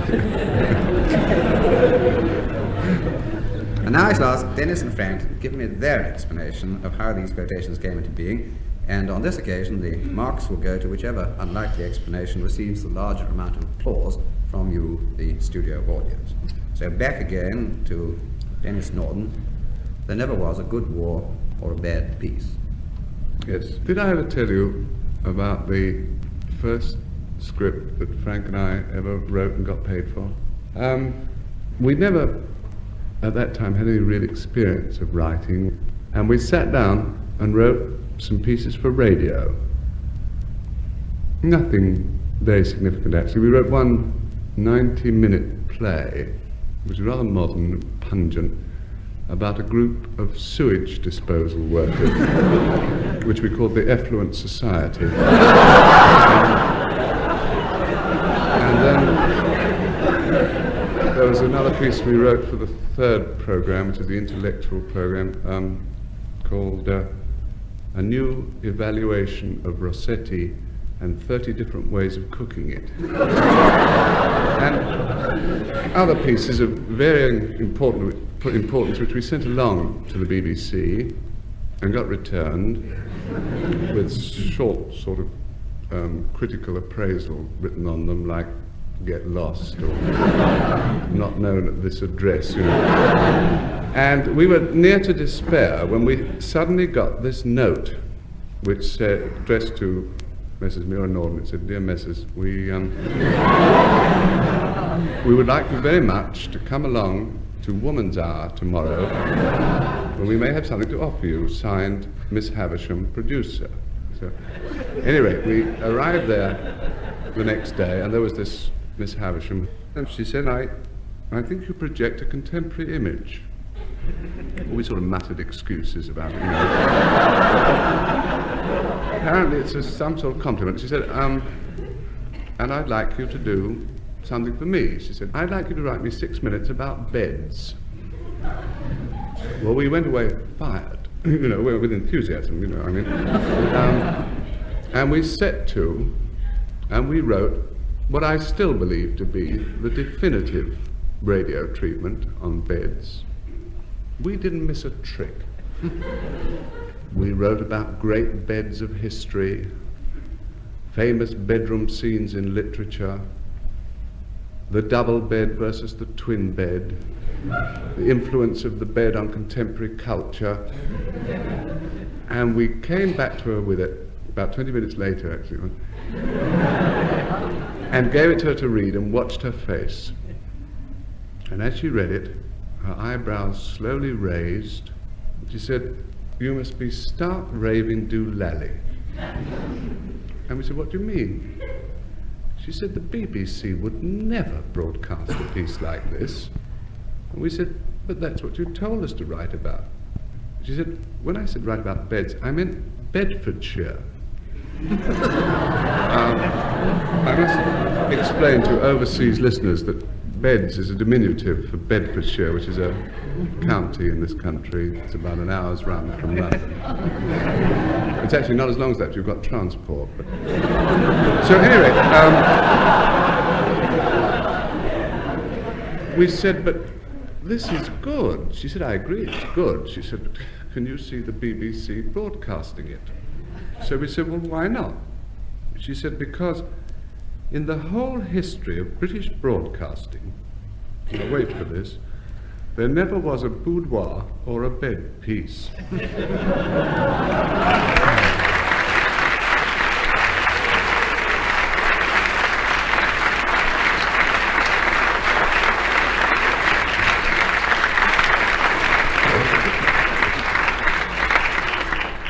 I couldn't see how he was going to get home, but he did. And now, Frank Muir, and your quotation was, ring down the curtain, the farce is over. Well, I said this. I was in the morning room, which I shouldn't have been because it was about 1:15. But I couldn't go in the sitting room because I wanted to stand. Or, to be more accurate, I wanted to walk backwards and forwards. And I was walking backwards and forwards in the morning room. I prefer walking backwards and forwards because it saves you turning.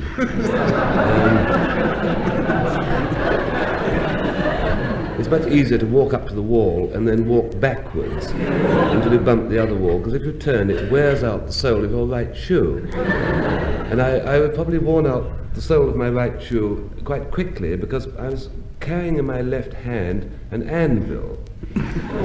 This was wrapped round with rope, and I got a purchase on the rope. And I was walking backwards and forwards in the morning room that afternoon, carrying the anvil, because I was trying to make my arm about 3/4 of an inch longer, my left arm, in order to make a rather cheap sports jacket I'd bought fit better.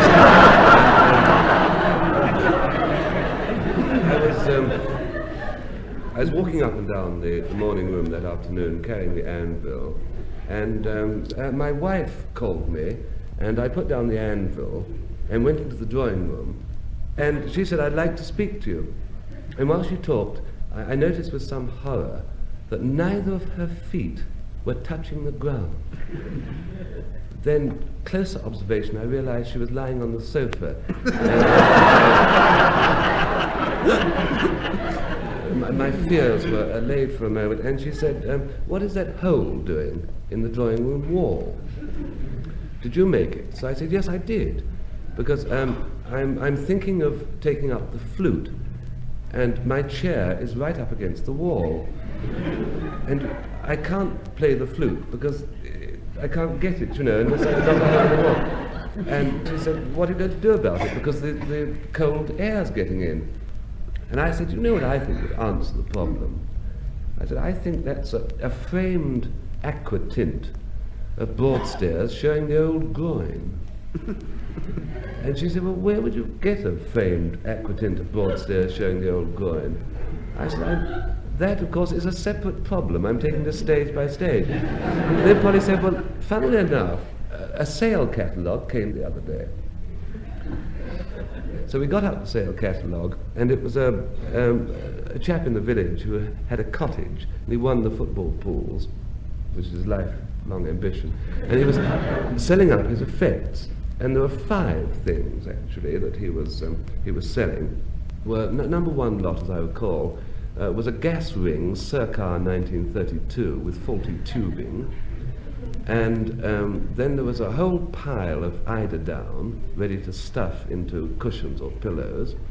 There was a double damask curtain, which was to keep the draft away from the front door, because he actually hadn't got a front door.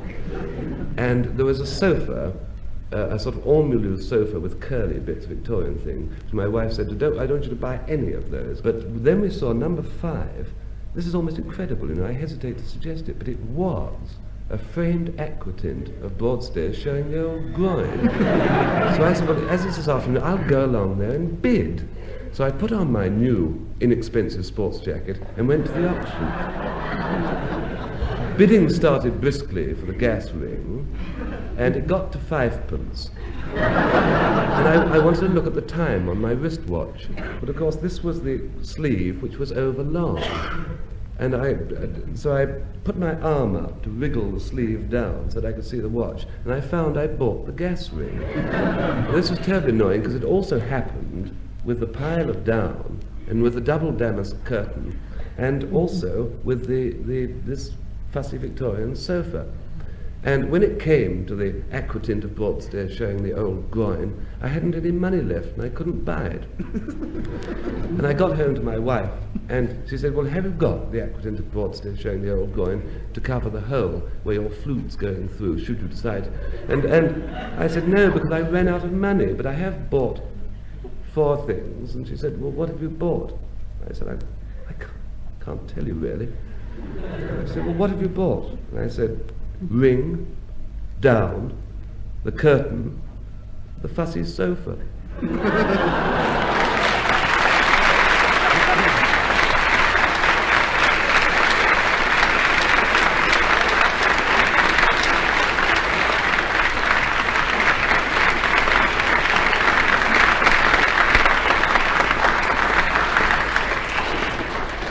Well, I think by your verdict, Frank Muir's story just wins.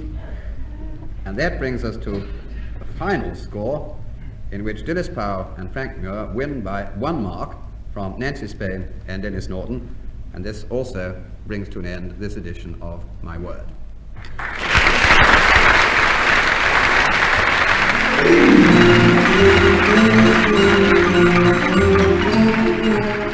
In My Word, you heard Denis Powell, Nancy Spain, Frank Muir and Denis Norden, introduced by Jack Longland.